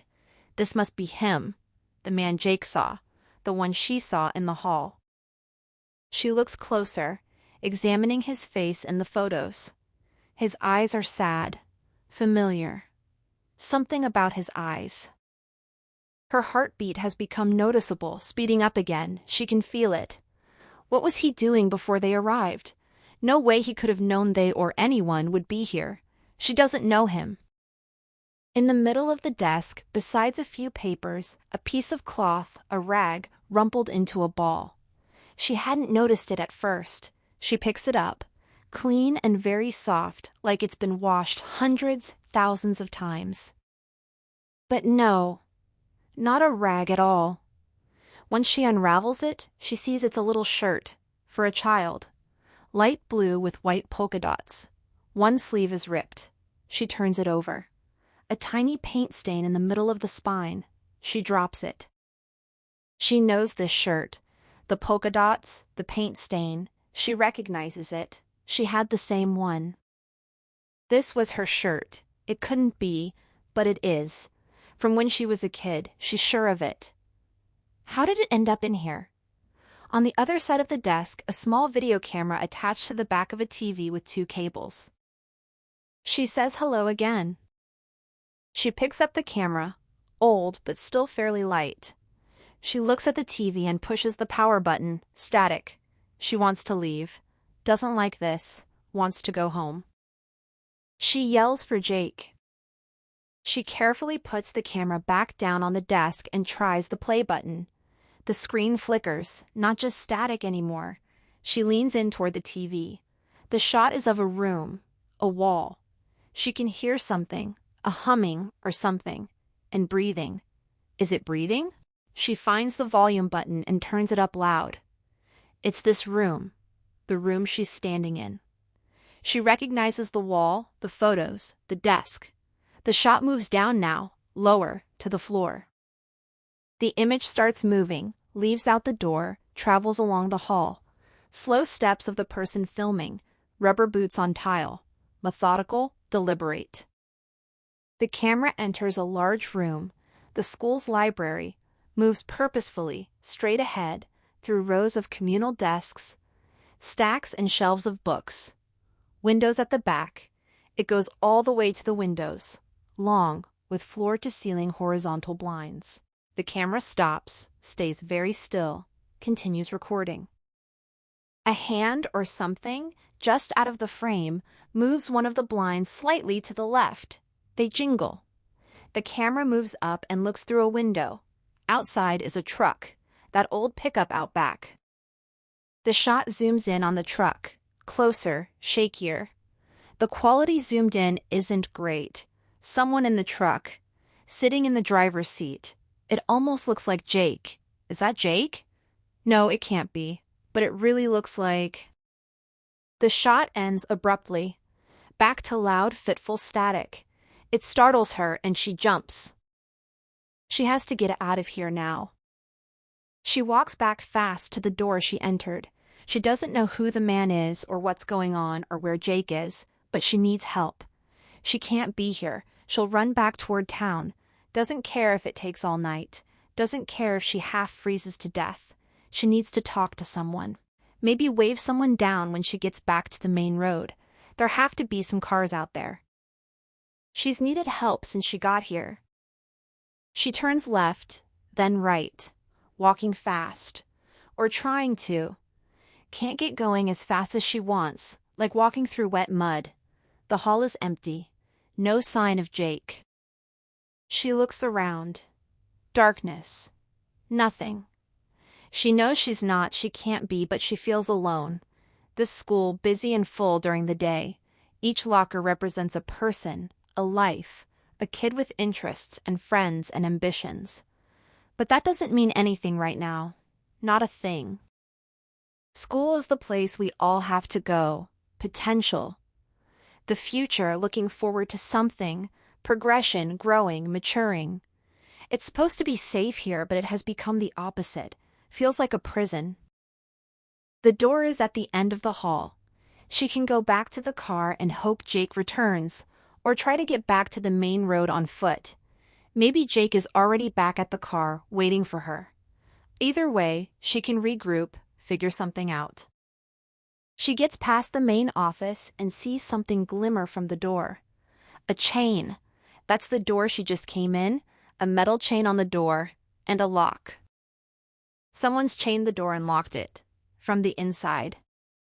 She turns and looks back down the hall. If she stops moving, there's no sound. No sound in here. This is the same door she came in through. It was open. Now he's locked it. It has to be him. She doesn't understand what's happening. She calls out, "Who's in here? Who's here, please?" Silence. She doesn't feel well. This isn't right. She lets her forehead fall against the door's glass. Cold. She closes her eyes. She just wants to be out of here, back at her apartment, in her bed. She should never have gone with Jake. She looks out the window. The black pickup is still there. Where is he? She yells his name again. She runs back down the hall, shoes squeaking, to the windows at the front of the school. No, it can't be.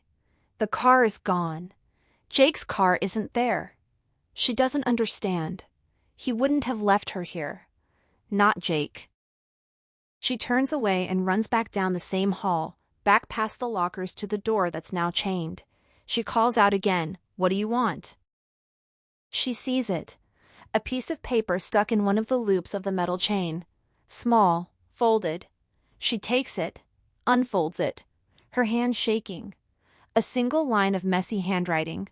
A statistic about violent crimes in America. Then a question. What happens in this school? She drops the paper and steps away. A surge of deep fear and panic runs through her. He's done something to Jake, and now he's after her.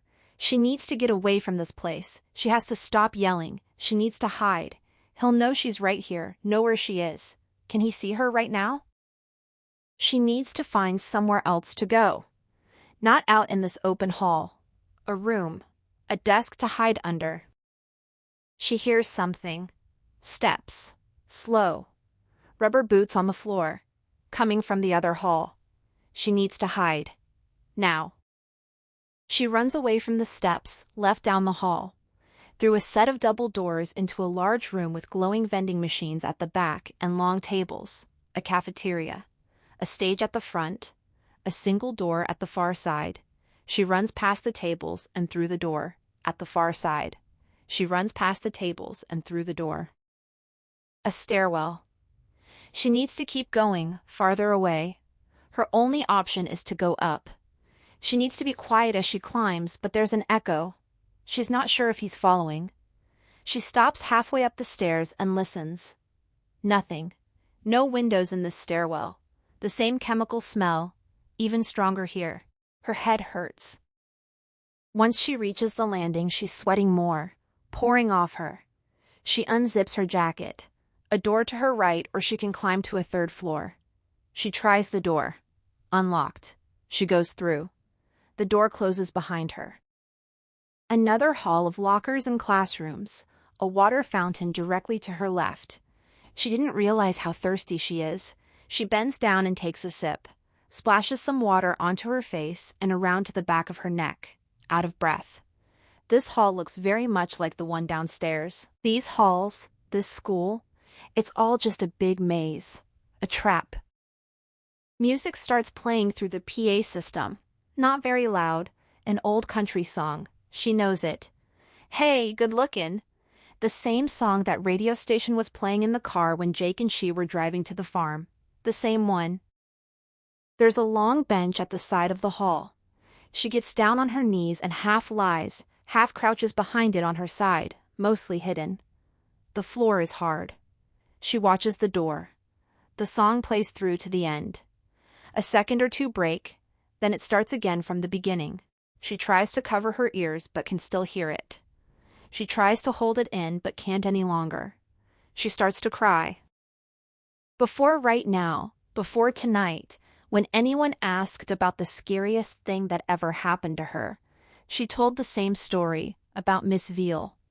Most people didn't find it scary. They seemed bored, almost disappointed by the end.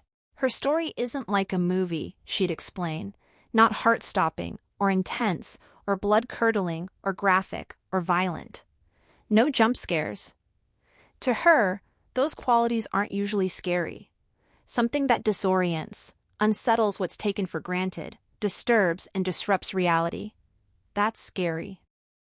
Maybe the Miss Veal incident isn't scary to others because it lacks drama. It's just life. But to her, that's why it was scary. It still is. She didn't want to go and live with Miss Veal. The first time she met Miss Veal was in her kitchen.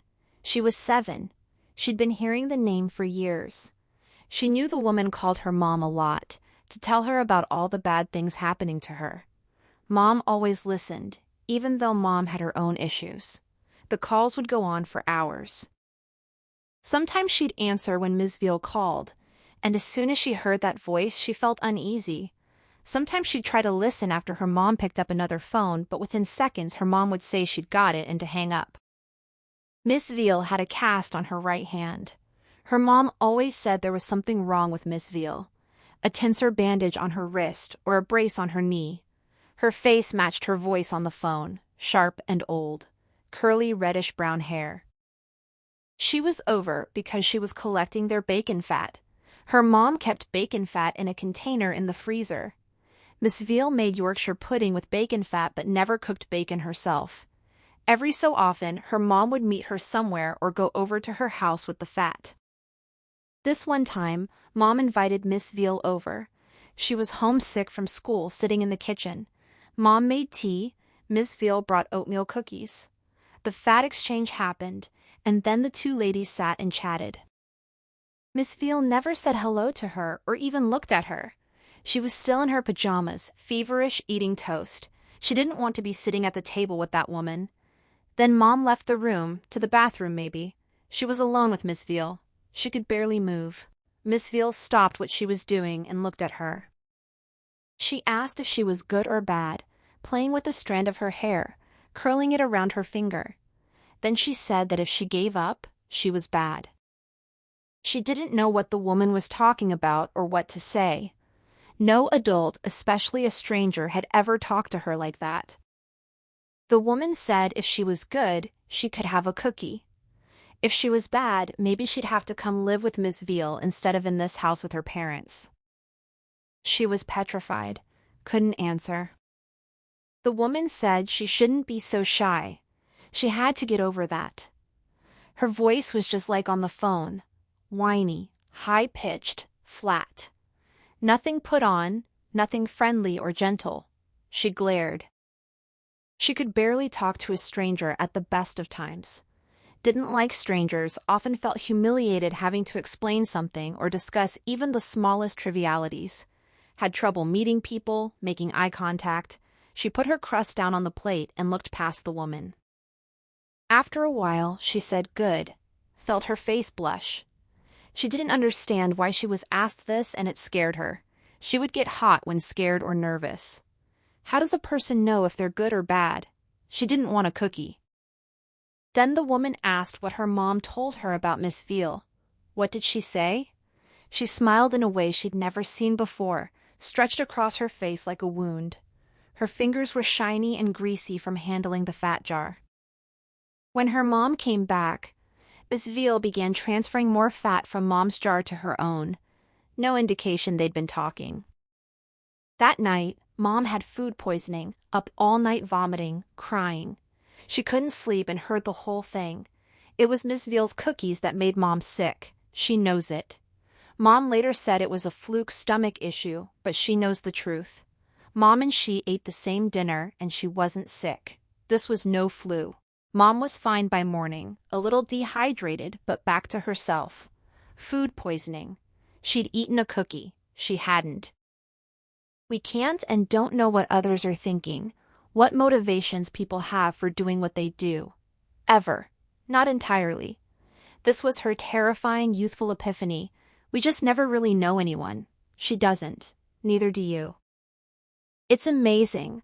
Relationships can form and last under the constraints of never fully knowing. Never knowing for sure what the other person is thinking. Never knowing for sure who a person is. We can't do whatever we want. There are ways we have to act, things we have to say. But we can think whatever we want. Anyone can think anything. Thoughts are the only reality. It's true. She's sure of it now. Thoughts are never faked or bluffed. This simple realization has stayed with her, bothered her for years and years. It still does. Are you good or are you bad? What scares her most now is that she doesn't know the answer. She stayed behind the bench for probably an hour, could have been much longer. She's not sure. How long is an hour? A minute? A year? Her hip and knee went numb from the way she was positioned, contorted unnaturally. She's lost track of time. Of course you lose track of time when you're alone. Time always passes. That song kept replaying, "Hey, good lookin'," over and over. 20 or 30 or 100 times. It might have gotten louder too. An hour is the same as 2 hours. An hour is forever. Hard to know. It only just stopped, halfway through a verse. She hates that song. Hates the way she had to listen to it. She didn't want to listen, but now she knows all the words by heart. When it stopped, it shocked her. Woke her up. She'd been lying down using Jake's hat as a pillow. She's decided she has to keep moving. No good lying down, hiding behind this bench. She's a target, too visible here. That's the first thing Jake would tell her if he were here, but he's not. Her knee is really sore. Her head's still aching and spinning. She almost forgot about it. It's just there. Jake would tell her to stop thinking about the pain too. You never think you'll be in a situation like this. Watched, stalked, held captive, alone. You hear about these things. Read about them from time to time.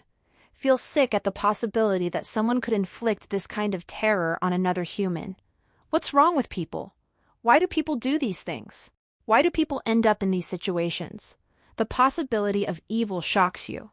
But you aren't the target, so it's okay. You forget. Move on. It's not happening to you.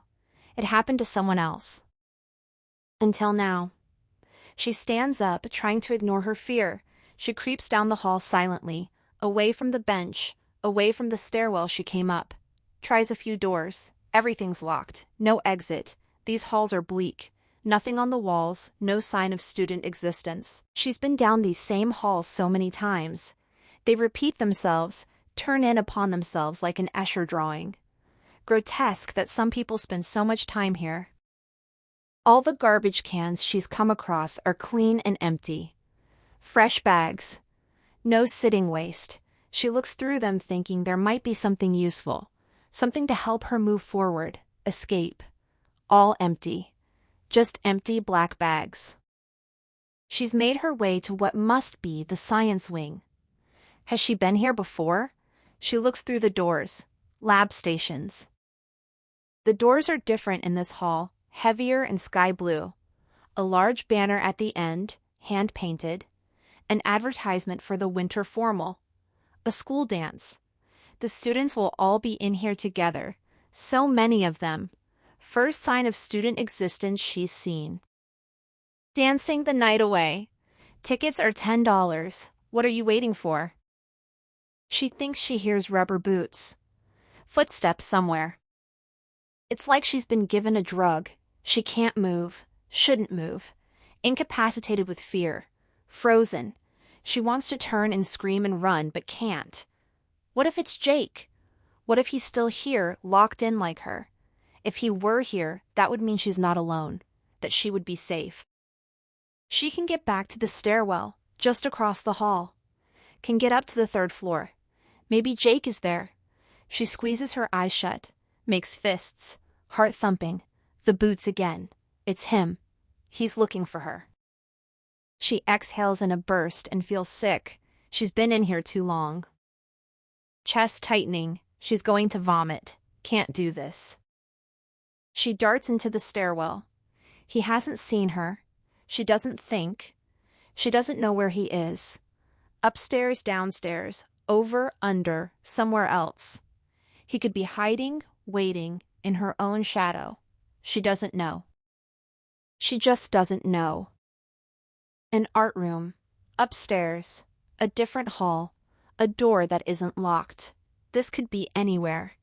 She's not sure she's ever felt relief like she did when that door opened. She closes it behind her very slowly, but doesn't latch it. Listens. Nothing. She might be able to hide in here, at least for a while. First, she tries the phone fastened to the wall, but as soon as she dials more than 3 digits, it beeps at her. She tries dialing 9 first, even 911. Nothing works. The teacher's desk at the front is tidy and neat. She opens the top drawer, might find something useful. Rummages through the drawers and finds a plastic retractable XIII knife, but the blade has been removed. She drops it on the ground. She hears something in the hall, ducks down behind the desk, closes her eyes. More time. Bottles of paint, brushes, supplies lining the back and side walls, whiteboards wiped clean. She wonders how long she can stay here. How long can a person last without essentials? No food, no water? Staying hidden like this is too passive. She needs to be active. She checks the windows. The bottom window opens, but only a couple of inches, enough to let in a little air. If there were a ledge, maybe she'd consider jumping. Maybe. She opens the window the full couple of inches. Cold air feels good on her hand. She leaves her hand there, feeling the breeze, bends down and breathes in the small amount of fresh air she can.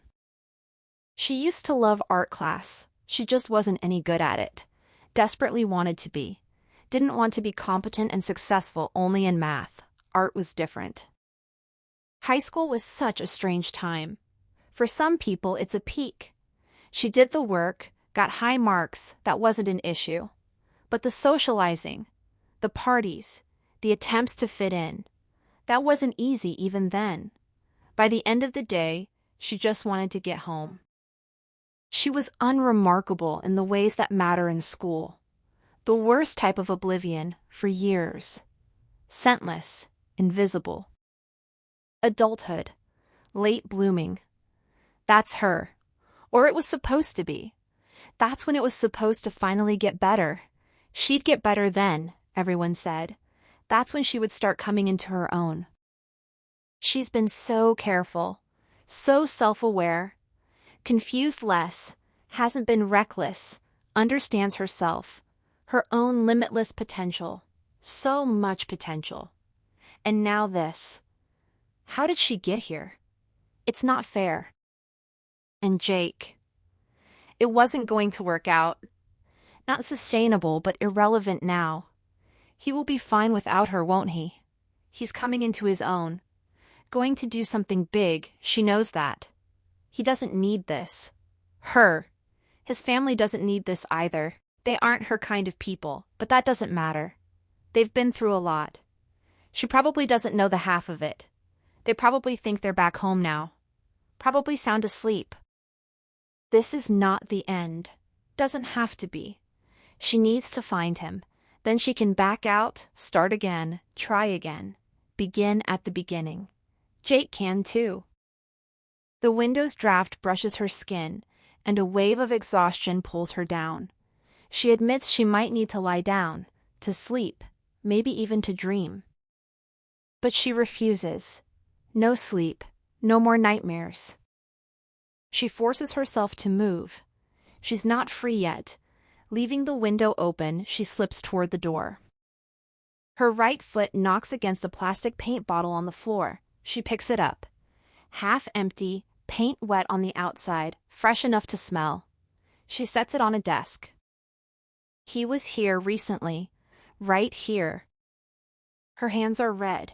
She wipes them on her pants. More paint smears under her toe, and she spots writing in small letters, a message meant for her. He left this door open on purpose, led her here. At first she doesn't understand, then she does. He saw Jake kissing her neck in the car, watched from the window. He knew what they were going to do, and he didn't want them to have sex. That's it. More writing up ahead. Just you and me now, there's only one question. Absolute terror fills her. No one could know what this feels like, this kind of alone. She never knew until now. How does he know the question? He can't know what she's been thinking. No one can really know another person's thoughts. This can't be real. The pain in her head worsens. She brings a shaking hand to her forehead. She's so tired, not doing well, but she can't stay here. She has to keep moving, hide, get away.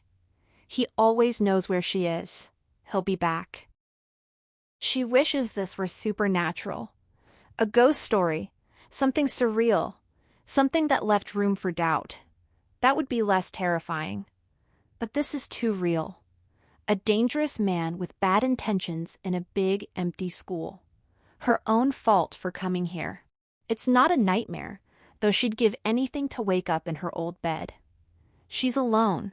Someone wants to hurt her, and he's already done something to Jake. She decides to find the gym, an emergency door, a way out to the road even if it's too cold.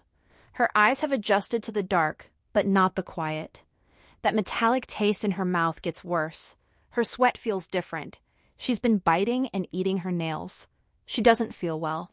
Hair comes out when she runs her fingers through it. Not handfuls, but close. A physical reaction, maybe from stress. Stay quiet. Stay calm. Bricks painted, ceiling tiles removable. Could she hide up there? Keep moving. Sweat drips down her spine. The gym has to be down the hall. She remembers. Does she? She makes out double doors with metal handles. Get there quickly, quietly. Left hand against the brick wall, step after step. If she can hear it, he can hear it. She reaches the doors, looks through the tall, skinny windows. The gym. She grabs the handle, knows these doors sound like cowboy spurs, loud cold metal. Pushes just wide enough to slip in. Climbing ropes hang. A metal rack holds orange basketballs. A strong chemical smell makes her eyes water. Then she hears it. Water running from the boys' locker room. Harder to breathe. Inside the locker room, 2 overhead lights are on. One tap on full blast. She should wash the paint off, take a drink. Cool water running down her throat. She turns her palms over, streaked red, trembling, her right thumbnail gone. She trips on something. A shoe. Jake's shoe. She wants to yell for him but covers her mouth instead. She finds the other shoe. Peeks around the corner. No one. Bends to look under stalls. No legs. One shower head blasts hot water. Lots of steam. She whispers Jake's name. Warm and humid. No point figuring out why this is happening or who he is. If she can get outside, she'll run for the road. Lungs burning, legs like jelly, she won't stop. She promises. Somewhere else, anywhere else, where life is possible and nothing is so old. Or maybe she could last in here alone. Find new places to hide. Blend into the walls. Live in a corner, under a desk. Someone's clothes at the far end of the showers, by the last stall. Wet, balled up. Jake's clothes. She drops them. Where is he? An emergency exit. She needs one now. Leaving the changing room, the same song plays again from the beginning. Speakers everywhere, but she can't see them. Maybe it never stops. Maybe it's been playing this whole time. She knows people talk about opposites of truth and love. What's the opposite of fear? Unease? Panic? Regret? She'll never know why they came here, how she ended up confined and alone. It wasn't supposed to happen like this. Why her? She sits on the hard floor. No way out of this gym, this school. There never was. She wants to think of nice things but can't. She covers her ears, crying. She's been walking and crawling around this school forever. There's a perception that fear and terror are fleeting, that they hit hard but don't last. Not true. They don't fade unless replaced. Deep fear spreads and festers. You can't outrun or outsmart it.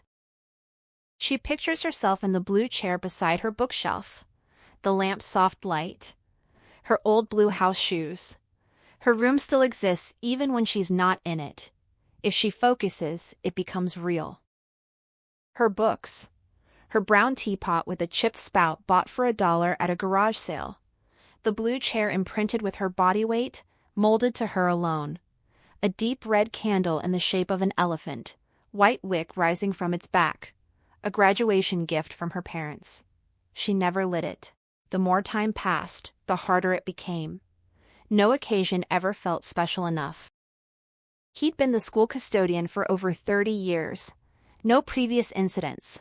Lived alone in his parents' old farmhouse. Gentle, people said, but couldn't talk to others. Took breaks in his truck. Had cochlear implants. Allergies to milk and dairy. Didn't like the boiler room. Always carried notebooks. Once, someone found him standing in a science lab after hours, doing nothing. When asked what he was doing, he put a finger to his lips and shushed her. Said he didn't even want to hear the clock. Then walked out. If he wanted to be alone, why work somewhere surrounded by people?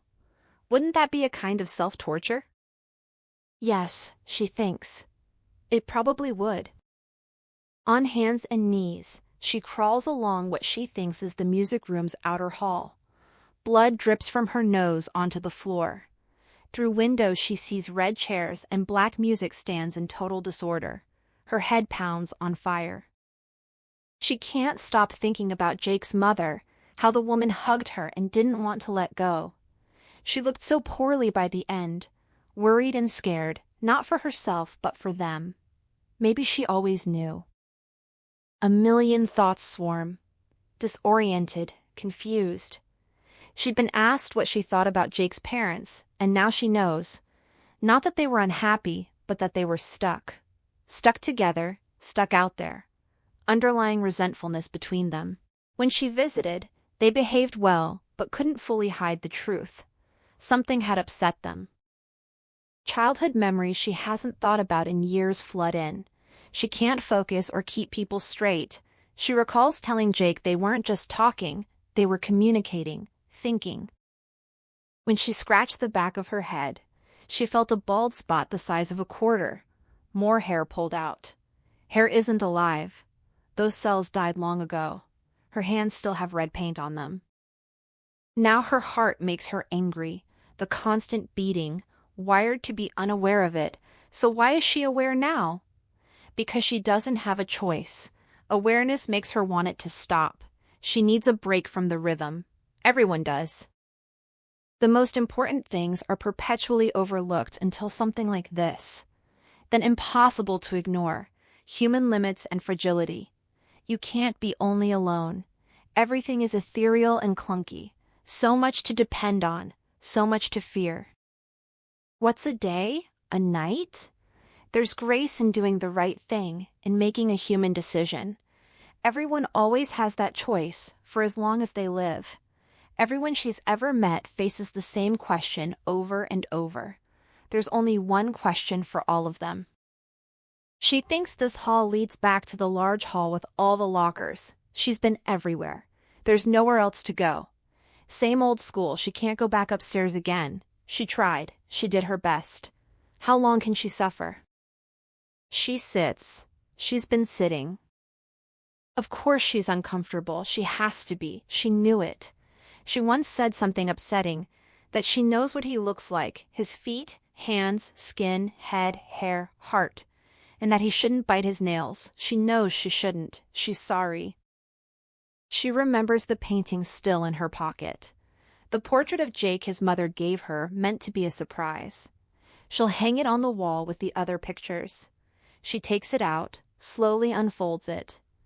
Doesn't want to look, but has to. It took a long time to paint. Hours, days, years, minutes, seconds. The face looks back. All of them are in there. Distorted, blurry, fragmented, yet explicit and unmistakable. Paint on her hands. The face is definitely his. The man. Recognizable the way all self-portraits are. It's him. Jake. Is he good? There's grace in doing the right thing, in making a choice, isn't there? Dancing the night away. Tickets $10. What are you waiting for? The phrase repeats over and over in her mind. She's gone back to the custodian's room. It was inevitable. She understands now. After everything, it's all there is. She passed the woodworking and auto classrooms. A door labeled dance studio, another for student council, the drama department. She didn't try any. What's the point? She's walked these floors for years. Even the dust is familiar. She doesn't care if it's clean. The custodian's room is hers, where she's meant to be. In the end, she can't deny who she is, who she was, where she's been. Who she wants to be doesn't matter when there's no way to get there. She passed the door to the basement. This is who she is. Fingernails, fistfuls of hair, blood on her own hands.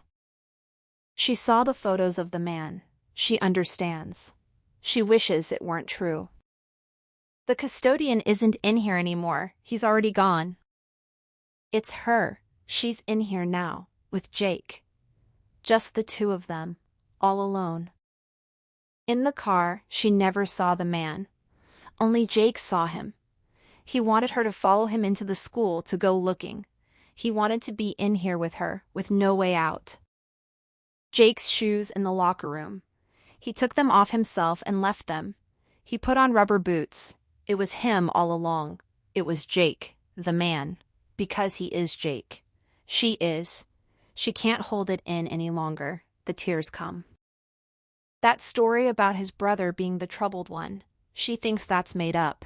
That's why his dad was so happy she visited, that she'd been kind. He was the troubled one. Jake. Not a brother. There is no brother. There should have been, but there wasn't. And Jake's parents? They died a long time ago. Like the hair on her head that falls out. Already dead a long time ago. Jake once told her that sometimes a thought is closer to truth than an action. You can say anything, do anything, but you can't fake a thought. Jake is beyond help now. He tried. Help never came. He knew she was going to end it. Somehow he knew. She never told him. She was only thinking about it, but he knew. He didn't want to be alone. He couldn't face it. The music starts again from the beginning, louder this time. It doesn't matter. The small closet beside the desk is empty. She pushes the empty wire hangers to one side and steps in. Hard to breathe. It will be better in here. She'll stay. Wait. The music stops. Pure silence. This is where she'll stay until it's time. It's Jake. It was Jake. They're in here together. All of them. Movements and actions can mislead or disguise the truth. Actions are performed, abstractions, constructions. That night long ago, at the pub, the same song was playing. He listened to his team chat and discuss questions but didn't talk.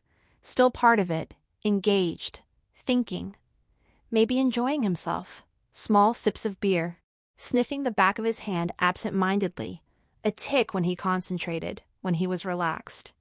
It was rare to be relaxed in that setting, but he'd made it out, away from his room, to the pub with other people. Difficult and significant. And the girl. She, he, we, me. She sat beside him, pretty and talkative. She laughed a lot, comfortable in her own skin. He desperately wanted to say hello. She smiled at him. For sure it was a smile. Empirically, no question. Real. And he smiled back.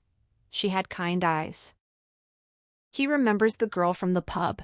She sat beside him and didn't move away. Smart, funny, at ease. She commented that they were doing pretty well, smiling as she said it. That was the first thing she said to Jake. To them. He held up his beer glass and admitted they were helpfully fortified. They talked a bit more. He wrote his number on a napkin, wanting to give it to her. He couldn't. He didn't. It would have been nice to see her again, even just to talk, but he never did. He hoped for that chance, thought it might be easier the second time, that something could progress. But he didn't get that chance. He had to make it happen. He thought about her instead. Thoughts are real. He wrote about her, about them. Would anything be different if she'd had his number? If she'd called, if they'd met again, if he'd asked her out? Would he have stayed at the lab? Would they have taken a road trip? Would she have kissed him? Would they have entered a relationship? If things had gone well, would she have visited the house where he was raised? They could have stopped for ice cream no matter the weather. Together. But they never did. Would any of it have made a difference? Yes. No. Maybe. It doesn't matter now. It didn't happen. The burden isn't hers. She would have forgotten that brief meeting so soon after. She doesn't even know they exist anymore. The onus is theirs alone. That was years ago. Inconsequential to her and everyone else. Except them. So much has happened since then. With Jake's parents, the girls at Dairy Queen, Miss Veal. But they're all here in the school. Nowhere else. All part of the same thing. He had to try putting her with them to see what could happen. It was her story to tell. He hears the boots again. Slow steps, far away still, coming this way. They'll get louder. He's taking his time, knowing they have nowhere to go. He knew all along. Now he's coming. The steps get closer. People talk about enduring anything and everything, keeping going, being strong. But you can only do that if you're not alone. That's always the infrastructure, closeness with others. Alone, it all becomes mere endurance. What can he do when there's no one else? When he's tried to sustain fully on his own? What does life mean then? Does it mean anything? What is a day then? A week? A year? A lifetime? It all means something else. He has to try another way, another option. The only other option. It's not that he can't accept and acknowledge love and empathy or experience them, but with whom? When there is no one. So he comes back to the decision, the question. It's the same one. In the end, it's up to all of them. What does he decide? Continue or not? Go on? Are you good or bad? The wrong question. Always the wrong question. No one can answer that. The caller knew it without even thinking. He knew it. There's only one question, and they all needed her help to answer. He decides not to think about his heartbeat. Interaction and connection are compulsory. Everyone needs it. Solitude won't sustain itself forever, until it does. He can never be the best kisser alone. Maybe that's how he knows when a relationship is real. When someone else previously unconnected knows him in a way never thought possible. He holds a hand over his mouth to muffle his own sound. His hand shakes. He doesn't want to feel anything, see him, hear anything anymore. It's not nice. He's made the decision. No other way. Too late. After all this time, all these years, maybe if he'd offered her the napkin at the pub, maybe if he'd been able to call her, maybe it wouldn't have happened like this. But he couldn't. He didn't. He's at the door, just standing there. He did this, brought them here. It was always him. Only him. He reaches out and touches the door, waiting. Another step closer. No rush. There is a choice. Everyone has a choice. What holds this together? What gives life significance, shape, depth? In the end, it comes for everyone. So why wait for it instead of making it happen? What is he waiting for? He wishes he'd done better. Done more. He closes his eyes. Tears slip out. He hears the rubber boots. Jake's boots. His boots. Out there. In here. He stands at the door. It creaks open. Together. Him. Me. Us. At last. What if it doesn't get better? What if death isn't an escape? What if the maggots continue to feed and be felt? He holds his hands behind his back and looks at him. He's wearing something on his head and face, still in yellow rubber gloves. He wants to look away, close his eyes. He takes a step closer, close enough to reach out and touch. He hears breathing under the mask, smells him. He knows what he wants, ready for the end. Critical balance is needed in everything. Temperature-controlled incubators growing large volumes of engineered yeast and E. coli cultures overexpressing a chosen protein. When he chooses to bring the end closer, he creates a new beginning. It's all the extra mass they can't see that makes galaxy formation and star rotation mathematically possible. He lifts the bottom of the mask off his chin and mouth. Stubble on his chin, chapped, cracked lips. He puts a hand on his shoulder, concentrating to keep it from shaking. All of them together now. 1 day on Venus equals 115 Earth days, the brightest object in the sky. He puts a metal hanger from the closet into his hand and says he's thinking of ending things. He straightens it out and bends it in half, so both pointy ends face the same direction. He apologizes for everything. The other tells him he can do this, can help now. He's right. He has to. That's why they're here. He brings his right hand around and jams it in as hard as he can. Twice. In and out. One more time. He slams the ends into his neck, upward under his chin, with all his strength. Then he falls onto his side. More blood. Something bubbles from his mouth. Spit or blood. So many small punctures. It hurts, all of it, but he feels nothing. It's done now, and he's sorry. He looks at his hands. One shakes. He tries to steady it with the other, can't. He slumps back into the closet. A single unit, back to one. Him.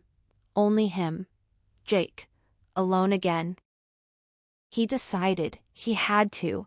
No more thinking. He answered the question. There's one other thing. A question about the note near his body.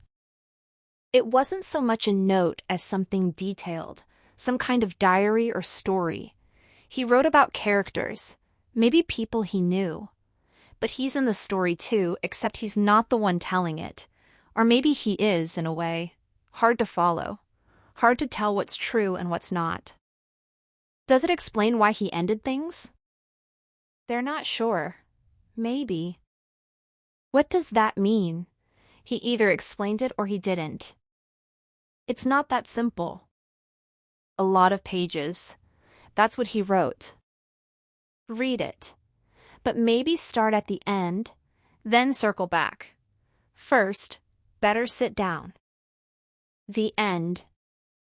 So here we are at the end of the road. Before anything else, thank you for sitting with this story, for letting it unfold in your mind the way a winter storm unfolds across a dark field. You didn't have to stay, but you did, and that means something. Iain Reid wrote this novel because he wanted to try something that scared him. After 2 warm, reflective memoirs, One Bird's Choice and The Truth About Luck, he felt ready to walk into darker territory. And he found his first editor in an unlikely place, an old ram named Marshall on his family farm, who listened without judgment under the same tree every afternoon while Reid talked through his ideas out loud. Marshall passed away not long after, but something he heard became this book. The writing process wasn't easy. Reid has said the story leaches into your life in ways you don't expect. The loneliness, the spiraling thoughts, the long country drives in snow and darkness. All of it came from growing up on that farm. He spent years inside this world, and when he finally emerged, he went right back in. His next novel, Foe, came in 2018. Then We Spread in 2022. He keeps returning to the uncomfortable places. But the story didn't stay on the page. In 2020, Charlie Kaufman brought it to Netflix. And if you've seen Kaufman's other work, Being John Malkovich, Eternal Sunshine of the Spotless Mind, Synecdoche, New York, you already know he doesn't adapt stories so much as inhabit them. He said it himself. He liked the dreaminess of Reid's novel, the claustrophobia of that car ride through a snowstorm. He wanted the challenge. So what did he change? Almost everything that could be spoken. The dialogue is entirely Kaufman's. The long, winding conversations about Pauline Kael's film criticism, about the song Baby It's Cold Outside, about John Cassavetes' A Woman Under the Influence, none of that is in the book. Neither is the strange musical number or the way the parents, played by Toni Collette and David Thewlis, shift ages from scene to scene. Some readers were frustrated. Others, like the novelist himself, understood. Reid has always believed that once a story leaves your hands, the reader, or the viewer, has the authority to decide what it means, and Kaufman took that to heart. The cast poured themselves into this strange, slippery world. Jessie Buckley, whose name shifts from Lucy to Lucia to Louisa because her character is officially listed only as young woman, delivers her monologue about identical days directly to the camera, a poem that isn't hers, borrowed from Eva H.D. Jesse Plemons plays Jake, with a quiet devastation that makes you look twice at every pause. And Guy Boyd, as the janitor who appears in the very first frame without you noticing, carries the film's heaviest secret on his shoulders. Here's something you might have missed. The waitresses at the Tulsi Town ice cream stand are also students in the high school hallway, and one of them tells Lucy she doesn't have to go forward in time. By the end, you realize that warning was never for her.